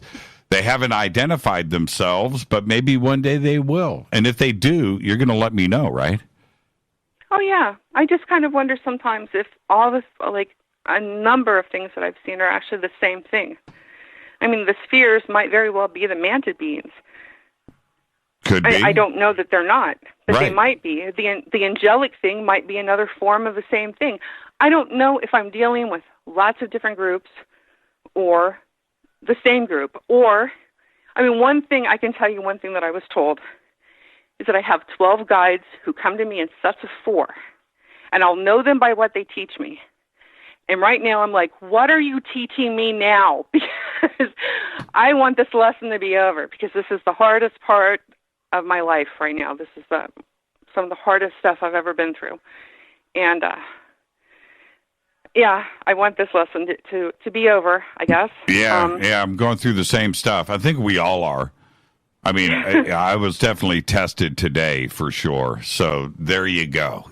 But you got to be strong. You got to be strong. You got to be positive, and everything is worth fighting for. That's it. So testing, yeah, man. I'm so with you on that. Well, do me a favor, Chloe. Enjoy the rest of your weekend.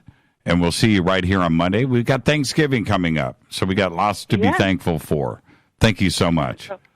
Thank you. Thank you, Chloe. Bye. That's a great phone call right there, man. I didn't mean to quite click that fast, but Chloe, thank you for the phone call. Sounds like, and I'm watching here on Twitter, a lot of you are saying guardians, guardian angels, gremlins, right?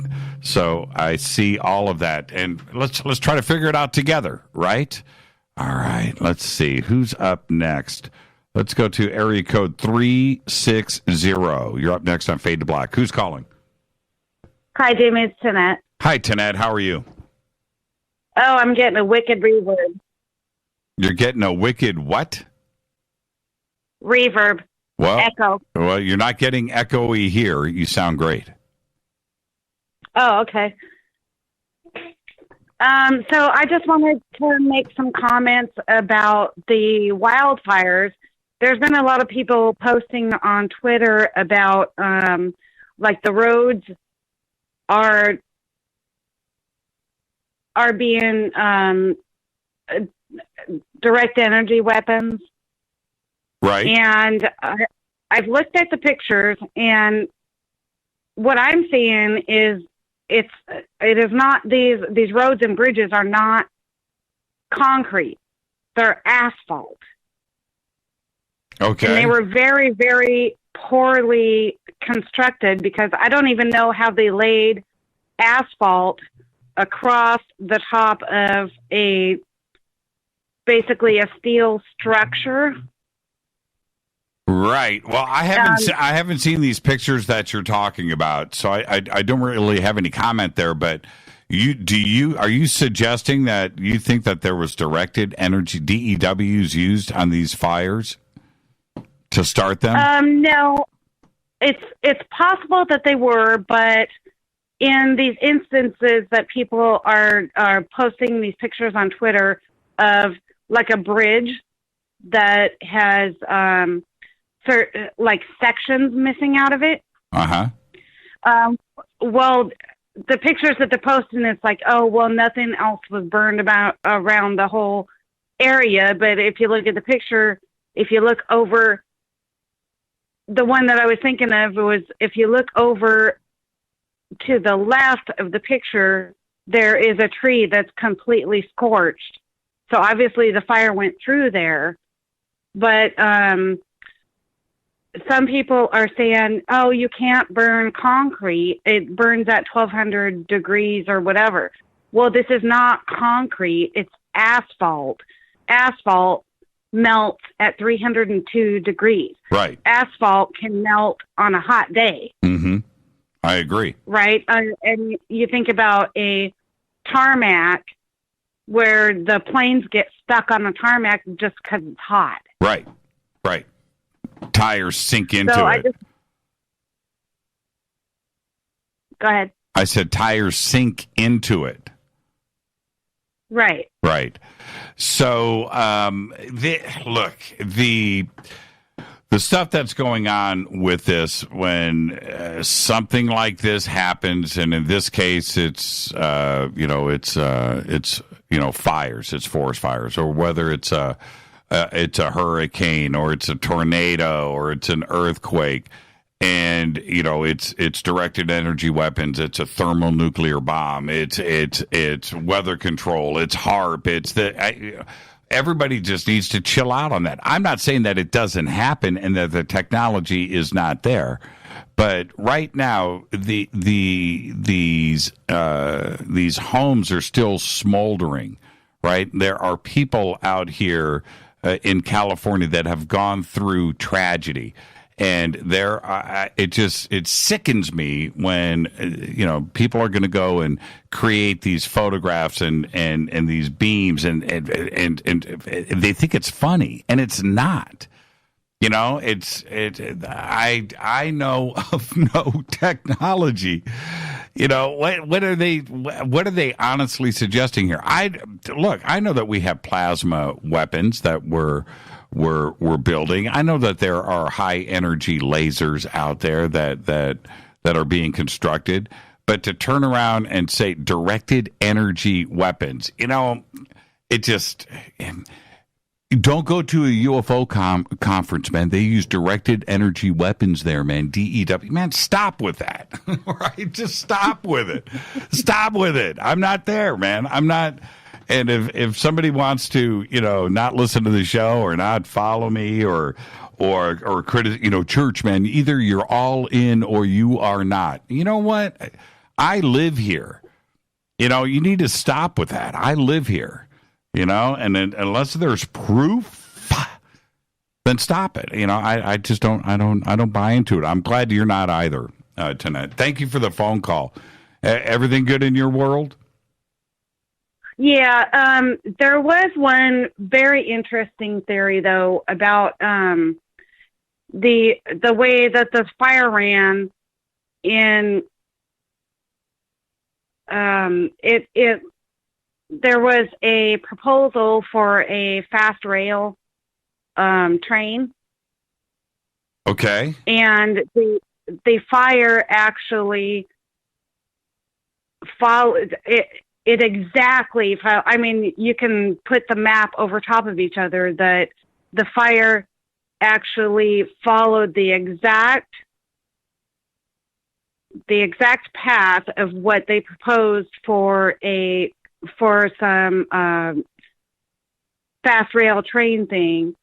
And they said maybe they're burning the land so that the people who actually live there will sell their houses and their property for cheap because it got burned. Mm. And I thought that theory was very interesting. I'm Wow. thinking, well, that's just a weird coincidence. Could be. I'd have to see it on a map. I mean, wow. That again, that's a bit of a reach. Why not just offer somebody some, cash? Well, they did, but they could do a land grab. Nobody wanted to take it. If they definitely had to build a high-speed rail through there, quite honestly, they'll just go in and take the property and pay you later and evict you off of the property, come in and take you and your kids, as tragic as that sounds, right? And cut you a check. I don't know. I don't know. People... is it possible? Is it possible, Tanette, that some electrical sparks, just started the fire? Is that possible? Yes, and I think that's probably part of the situation. But you'll have to look this up, Jimmy, because it's just compelling. Okay. So the exact path of the rail, supposed rail, was the exact path of the fires. Right. Just saying. Well, what about down here in Southern California? There's no high-speed rail here, and it went from Simi Valley across the valley, jumped a freeway, went through the mountains, and ended up at in Malibu at the Pacific Ocean. I mean, right. From what?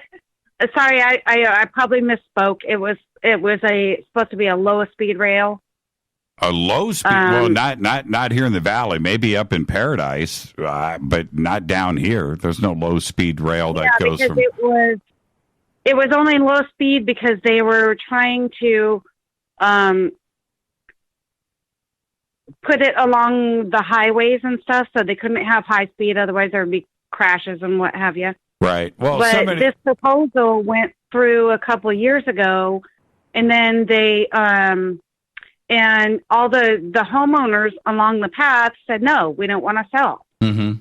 So all of a sudden, then there's fires along that path, and then now their property is going to be worth nothing because it's burnt. Okay. All right. Well, send me the info, and I'll look into it. Okay. I really appreciate it, Tanette. Interesting, huh? Yeah, absolutely. Thank you so much. Be safe and be well. You too. Thank you so much. Good night. Good night. And that's the point with all of you Fadernauts. You guys bring the knowledge here. And let me see what I've got going on. Let me see here. Hold on. Let's do this. I want to click here. Ask. Let's see here. Hold on for a second. Somebody said, ask and ye shall receive. Let me see what this says here. California wildfire line proposed a high-speed rail train. Okay. I would say that this is completely wrong. The idea is interesting, but I think, I'd have to go look at this a little bit closer. But no. And especially in the southern part, it's not even close. But there were no fires down in San Diego. I don't know. I'm gonna look at this a little bit closer. And this is from a website that, well, okay. All right. I'm going to look at it a little bit closer. I'll have an open mind, everybody. I will look into it. You never know. All right. I promise. Okay, before I've got 1 minute before the break. I've got a few birthday wishes I got to get out of the way. And one is to Frida Abba. Frida Lingstad today is 73 years old, and she's also known as the Princess Roos of Plauen. That's right. She is a princess. And I'm doing this for all of our good friends in the Great White North up in Canada. Today, Chad Kroger is 43 years old. And if you've forgotten who Chad Kroger is, and you may have, he used to have a band, or I think he still might, he had a band called Nickelback, right? Chad Kroger today is 43. I think his brother's in that band too, or was. On this day in history, OTD 1969, the first Wendy's opens in Columbus, Ohio. And your Fader fact for the day, see, we had our issues at the beginning of the show, but I'm not forgetting all of you out there. All right? Fader fact. There are more collect calls on Father's Day than any other day of the year. And that, my friends, is your Fader fact. All right, laser pointers use laser diodes that operate in the visual spectrum for obvious reasons. An invisible pointer ain't worth crap. That comes in from Mark Torana from... so we're talking about directed energy weapons, I guess. Okay, very interesting. And Tanette just texted or tweeted in, Jimmy, do your research. I will, Tanette. I promise. You guys are really, really funny. And I just saw something in here. Hold on, let me back. This is from Jake. Jake says, you're missing the boat on this one, Jimmy. This isn't natural. Well, okay. I lived through this one as well as everybody else here in California. This is pretty crazy.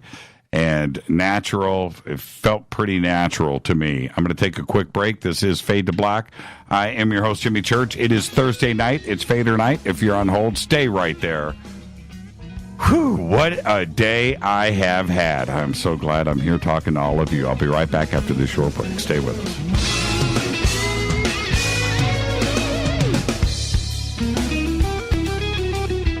Hi, everybody. This is Rob Halford, the Metal Guard on JimmyChurchRadio.com. This is KGRA Digital Broadcasting Station. Salt Lake City, Utah. Van Buren, Arkansas.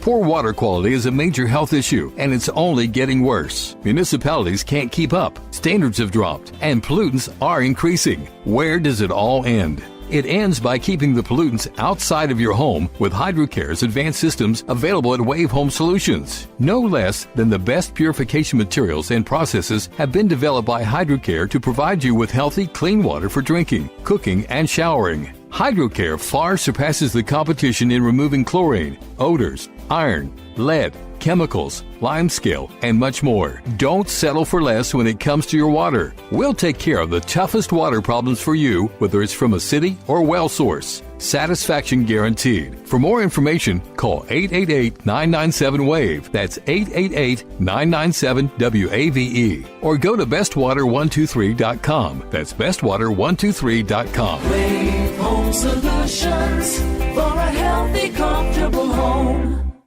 Your contact for current news and trending topics. KGRAradio.com. Does your basement or crawl space have a damp, musty smell? Well, watch out. That's a sign of too much moisture and not enough ventilation. And that can mean increased mold growth and the buildup of harmful toxins and gases. Don't bother with a dehumidifier. It just circulates the same unhealthy air. Now there's a better way to remove these dangers and odors. It's with the computerized Wave Moisture Control Unit that reduces moisture and expels pollutants.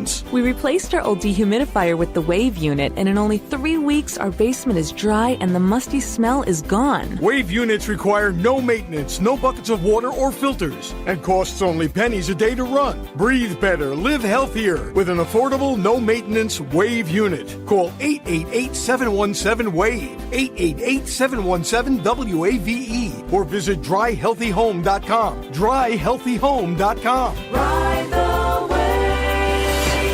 Wave Home Solutions for a healthy, comfortable home. This is Jimmy Church of Fade to Black, and I only drink Fade to Black blend coffee from River Moon. Just click on the River Moon coffee banner at jimmychurchradio.com. Promo code F2B Blend. So are you tired of being tired? Well, then it's time to get the tea. Hey, it's Lisa here to tell you about this all-natural, all-organic tea I've been drinking that has had great results for over 20 years. It's called Life Change Tea, and it's specially formulated to help detoxify and cleanse your kidneys, liver, colon, and blood all at once. The colon is one of the most ignored organs in the human body. The faster that waste is eliminated from the body, the less time that waste sits in our intestines, spreading toxins to our bloodstream. This tea helps cleanse chemicals caused by outside intruders from our entire digestive system. And get this, weight loss can be a side effect. And with continued use of the tea, you can experience clearer, healthier, younger looking skin, increased energy, and a happier outlook on life. So if you're tired of being tired, get the Life Change Tea at getthetea.com. That's getthetea.com. And like me, you'll be glad you did. Did you know that when you're on the road with limited data or Wi-Fi available, you can still listen to every minute of Fade to Black by just calling 605-562-4482. No smartphone, app, or internet needed. It saves your data plan and no extra cost if you have unlimited minutes. Just call 605-562-4482. You can listen to me, Jimmy Church, on any phone, anytime, anywhere. Go Beckley Tappy.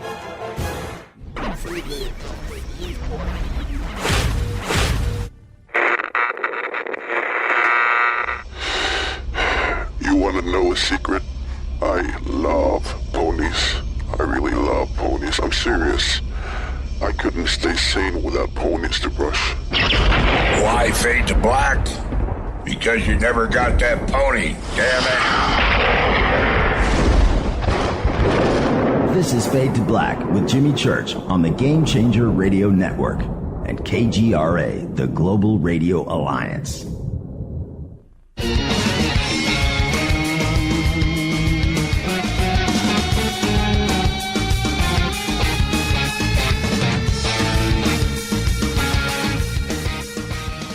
Welcome back, Fade to Black. I'm your host, Jimmy Church. Thursday night, Fader night, open lines all night long. So I just posted directed energy weapons causing the California fires. If you've got any proof, let me know. Let me know. You can tweet it. You can call in 323-825-5045 or 323-275-9695 or 818-921-6929. Let me know. I mean, if seriously, if you're sitting on some information that I need to know, one of the things that, DEWs, which I know, of course there's, I have a laser. Okay. I've got a high energy laser that will burn you in a second. You don't want that thing, man. You point that at, and I've done it. I did it to my brother-in-law a couple of weeks ago. He goes, "How hot is it?" I said, "Check this out." Holds out his hand, jump back. Dude, yes. So, okay, I get it. But you can see that. Thing is bright. All right, let's go to the phones. Area code 209. You're up next on Fade to Black. Who's calling? Hey, Jimmy, this is Bill Goodwin. How you doing? How are you, Bill? Hey, pretty good. Calling from Georgia. You had a guest on Tuesday night. I believe his name was Jason. Johnny Enoch. Johnny Enoch. I'm sorry. He was talking about the chemtrail and how they're used for masking, hiding. Yeah, basically cloaking Yes. and everything. Yes. And, so, out here in Georgia, it's pretty hot all the time. I think this was back in August sometime. And I go outside my driveway, and I'm looking up at the sky, and it's a crystal clear blue day.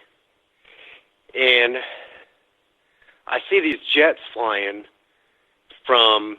So I'm looking in the eastern sky, and they're flying from south to north, and there was just a bunch of them, and they were all doing the same kind of flight pattern, just going from south to north, and they all start spraying at the same time, which I thought was kind of coincidental. So I run inside the house, and I tell my wife, and I'm like, hey, you got to come check this out. This is some crazy stuff going on outside. And so she comes out, she takes a look at it, and, it really didn't make much sense to her at the time. But anyways, I was trying to explain all this, and then, like, out of nowhere, this jet that kind of looked like an oversized F-15. You remember, like the old Tomcats, the F-14. They spread their wings out. Yeah, F-14. Or F-14. Yeah. So this jet looked translucent. What? Okay? Really? I mean, it almost looked like I could see through it. And instead of going in a south to north pattern, this thing was going straight up in the sky, and it looked almost invisible. I mean, like a transparent. Like Wonder Woman. Exactly. Right. Wonder Woman's invisible jet, right? Right. So anyways, with these other planes going from south to north and all spraying, you would think that, they're contrails or vapor trails or whatever, but, I mean, the patterns were so parallel. It almost looked like a grid. And so I had gone back inside, and I'm looking at this real-time flight tracker. And according to the flight tracker, none of these planes are showing up. And you would, a logical person would think, ever since the events of 9/11, that all air traffic in the United States, at least, would be tracked through their flight ID, Sure. their tail number. Sure. And none of these are showing up. And I don't know. Sounds crazy, but they're not showing up on the radar. But I'm watching these things fly over my house, and all of a sudden, I look to the southern sky, and this transparent jet goes flying straight up. I mean, it wasn't south to north like the other planes. I mean, you can generally tell when something is flying straight up in the air as opposed to, parallel with the horizon. I don't know. Yeah. I just thought it was crazy. Well, the transparent jet idea, I don't think is far-fetched at all, but let me explain why. Okay. I believe that the military right now is working on conductive, active materials like paint that can change like an LED screen. And what I'm saying by that is, just imagine this for a second. a thin, a coating on the outside of a normal plane, and then on the top half of the plane, you would have a camera. And then, so whatever is on the top of the plane is a video image that is projected onto the bottom of the plane. So now you would think that it is transparent because now you're seeing the blue sky that's on the other side of it electronically projected on the bottom half, and vice versa. You could have cameras on the bottom of the plane showing the terrain, the ground, and from above, if you're a plane looking down onto it, you would see the terrain now projected as a video image on the top half of the plane. What do you see? Nothing. You'd think that it was transparent. And you might see a shimmering outline of it because it wouldn't be accurate. Maybe you'd see the edges of the plane. And so you would think that it was transparent. Right? Now, that technology, that type of cloaking technology, is being developed for clothing, right? An actual cloak, like right out of Lord of the Rings, right? Frodo, his cloak, and you wear this cloak, and it's operated with cameras, and it's picking up the room that you're in or whatever outside, and that's projected on the cloak, and you would see the natural surroundings that are there on this. So now, that could be what you saw, the testing of something like that. And I don't think that's far-fetched. I'm telling you right now, that is not science fiction. This is something that they are working on right now.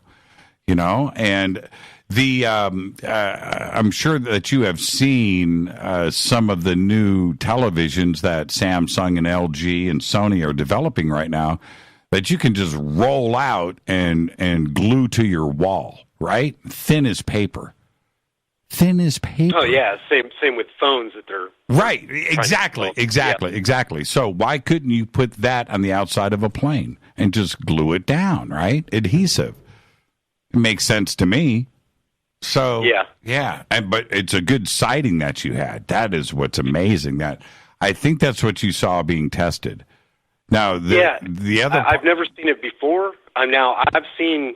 You see the skies are all. They've got all kinds of trails all over the sky and everything. But I just remember as a kid looking up in the sky, and I hardly ever saw that kind of stuff. I grew up in the 70s and the 80s. And you would see the common contrail, and you knew it was a contrail because it disappeared. These chemtrails, they stay in the sky. They wisp. They move with the airflow.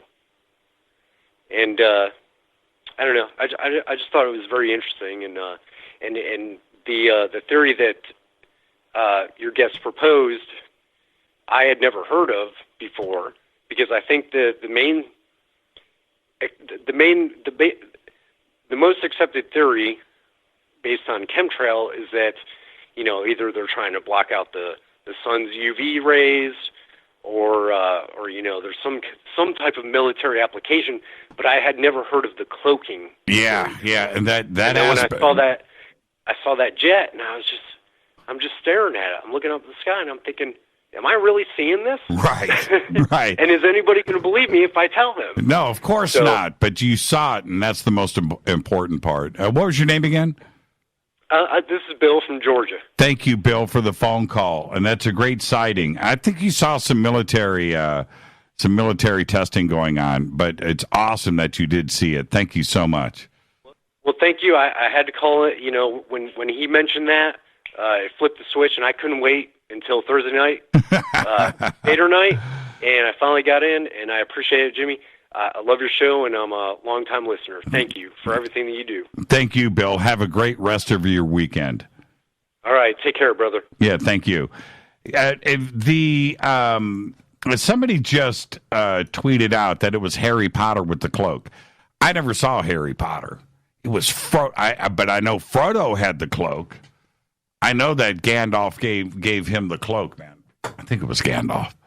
And Frodo was able to hide. And he wore the cloak when the Ringwraiths came down on the tower when they were up there with the fire. And they were up there trying to get warm. It was him and Sam. And I'm trying to think. Man, that was in the... Was that the first Lord of the Rings book? But Frodo had the cloak then. Now, I can't speak for Harry Potter. I mean, I know nothing about Harry Potter. So that answers that right there. Okay. Man, major phone issues, man, tonight. I've got one phone bank that is coming and going on this side, and I apologize for that. And so let's just bring in whatever's happening on this side right now. I'll see if I can make it happen. Hi, Fade to Black. Who's calling?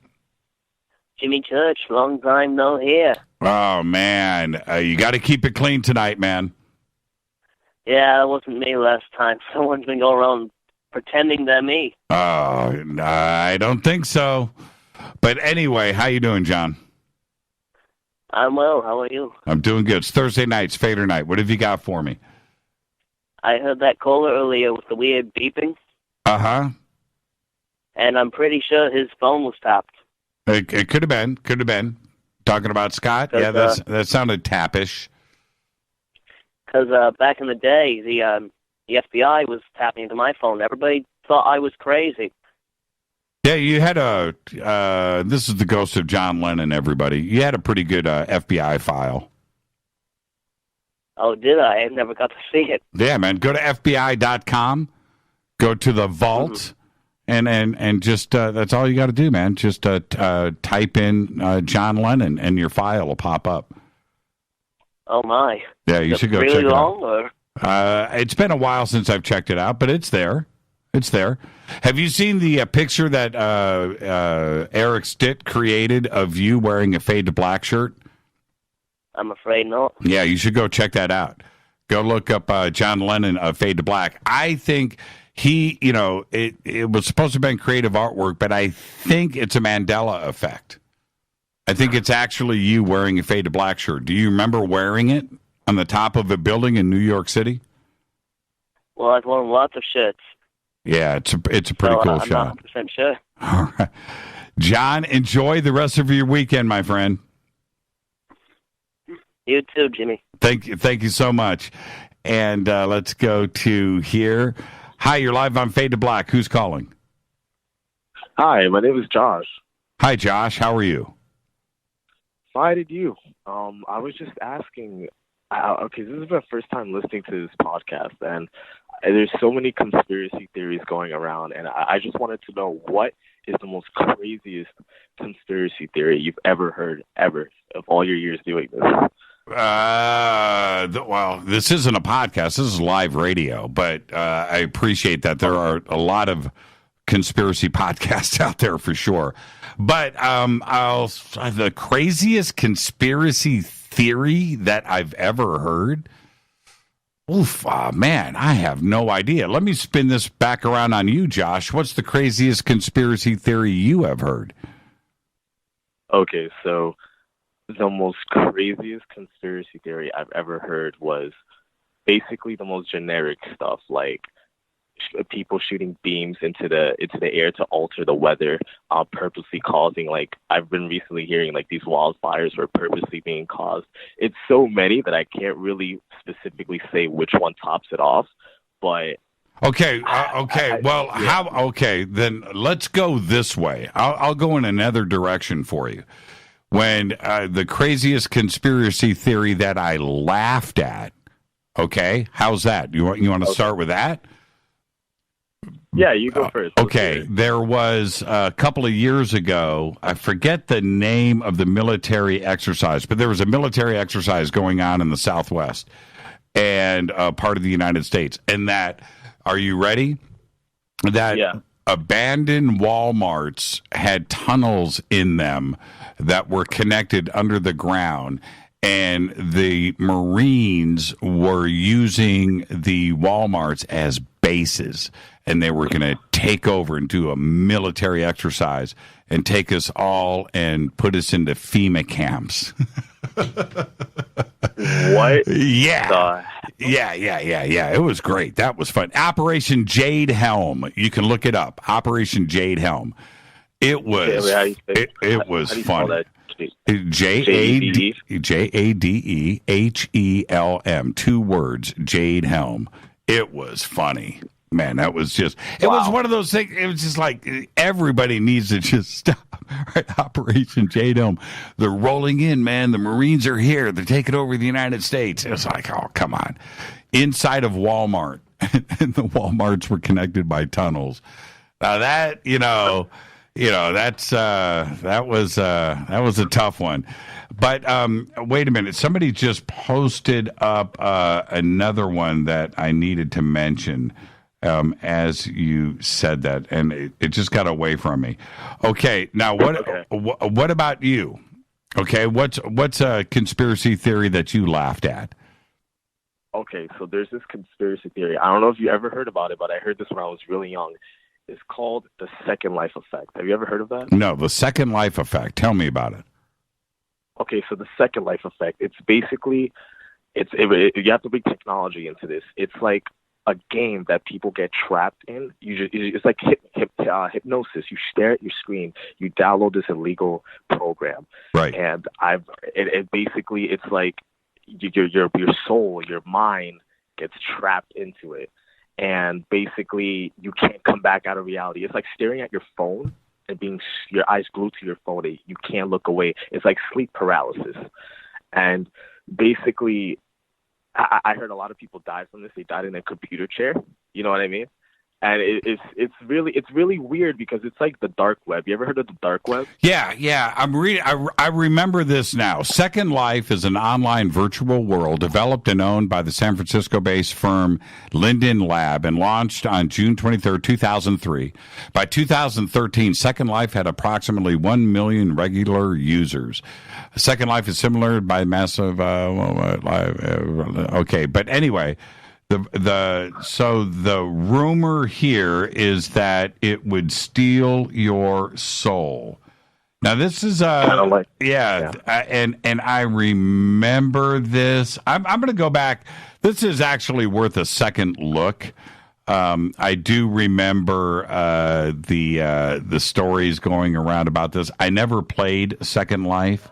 But I will go and check it out, and I'll get back to you on this, Josh. This is pretty good. Well, what about, let me ask you this. What about the moon landing, right? Apollo. Did we actually go to the moon, or was it just one big giant hoax? Now, that's a huge conspiracy theory. Do you think that we went to the moon? Well, I've seen pictures of, I don't know if you see it, the most generic one, where you see a picture of a boot, and then you actually see the print on the moon. And it doesn't match up. I don't know if you ever saw that. Yeah. Now, okay.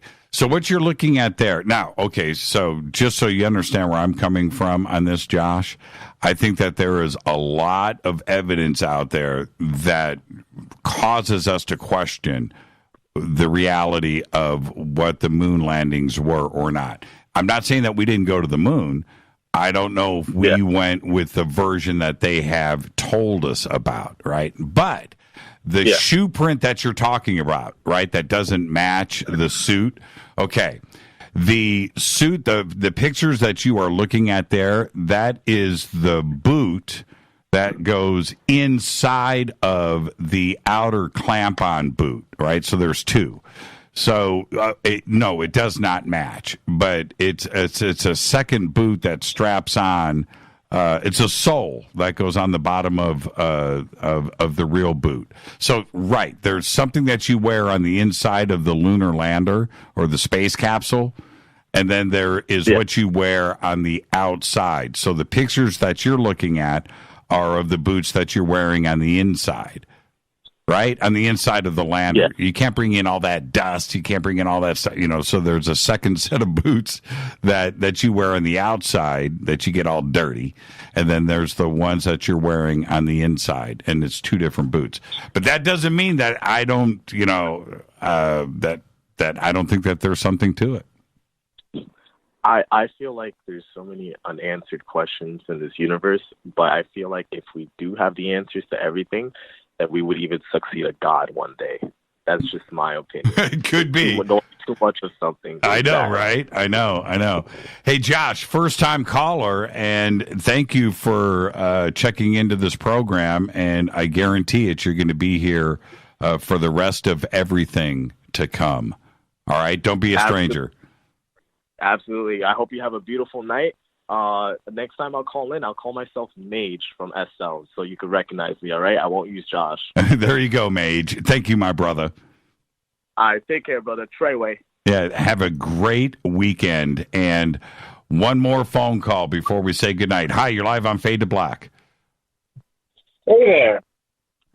Hey there. So I listened to the whole show, and I had a question for you. My name's Ulrich. So the question I had was, how do you help somebody that is losing their friendships because they want to open up to conspiracies in the public? You know, I don't think that's a conversation for work. No, it's not. As an example. No, it's not. It's not. Yeah. That's a tough one. But you know, this is how it happened to me in the workplace. You know what I did? I threw a softball. I threw a softball. You know, okay, which is like, hey, did you see the last season of the X-Files that was on?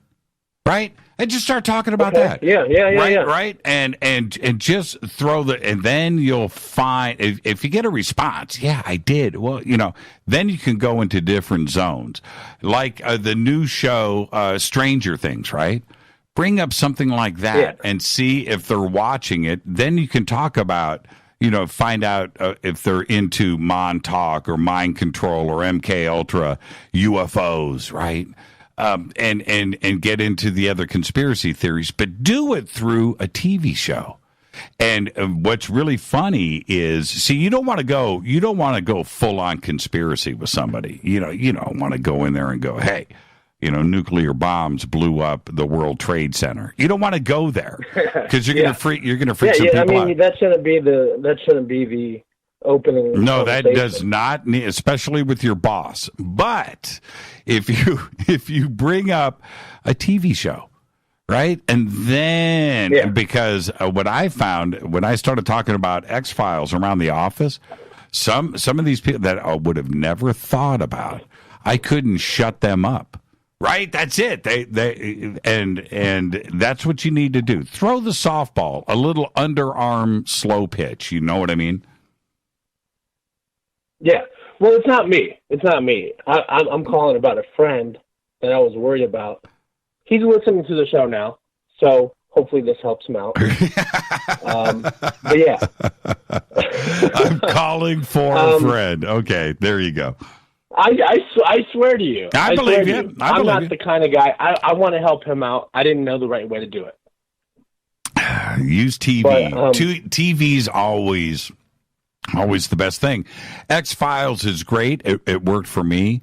Something new like Stranger Things, which everybody has seen, you know, and just start talking about Stranger Things. Because if you think about everything that is involved in Stranger Things, which is, you know, secret laboratories and mind control and dimensional beings and life after death and parallel worlds, you know, everything is going on in there, right? So you can get things going with that. What was your name again? What was your name? Ulrich. Ulrich? ULRIK. Like Ulrich Roth, the guitar player. Or that's Uli John. I don't know. Yeah, I was going to say I don't know that person. Okay. Well, enjoy the rest of your weekend, Ulrich, and thank you for calling in, my friend. Thanks for letting me have the last call. You got it. And enjoy, like I said, enjoy your weekend. All right. Have a great weekend. And with that, I got to get out of here. Tonight, as we pack up and shut this place down, it is all about, I'm doing it. I'm just going to let you know. In and out, triple. That's right. Order of fries, chocolate shake, and grilled onions. That's how I do it. And this has been another Fader Night on Fade to Black. I want to thank everybody that called in tonight. Twitter's on fire. Thank you so much. Great phone calls tonight. Fade to Black's executive producer is Rita Camarion. Show is produced by Hilton J. Palm, Renee, Dennis, and Bob. Announcers are Steve Harder, Gene Vitoa, Mark D. Kovar. Webmaster is Drew the Geek. Music, Doug Aldrich. Intro, Spaceboy, spaceboymusic.com. Fade to Black is produced by KJCR for the Game Changer Network. Syndication is KGRA, The Planet. Thank you to Teresa Yanaros coming in strong tonight. The other Big D knows good stuff. This broadcast owned and copyrighted 2018 by Fade to Black and the Game Changer Network. They cannot be rebroadcast, downloaded, copied, or used anywhere in the known universe without written permission from Fade to Black or the Game Changer Network. I'm your host, Jimmy Church. Everybody have a great, safe weekend. We'll see you on Monday. Remember, Monday and Tuesday, Wednesday, Thursday is Thanksgiving. We're taking those days off. You spend them with your family as well. I'm your host, Jimmy Church. Follow me on Twitter at JChurchRadio. Be safe. Go Beckley Tappy.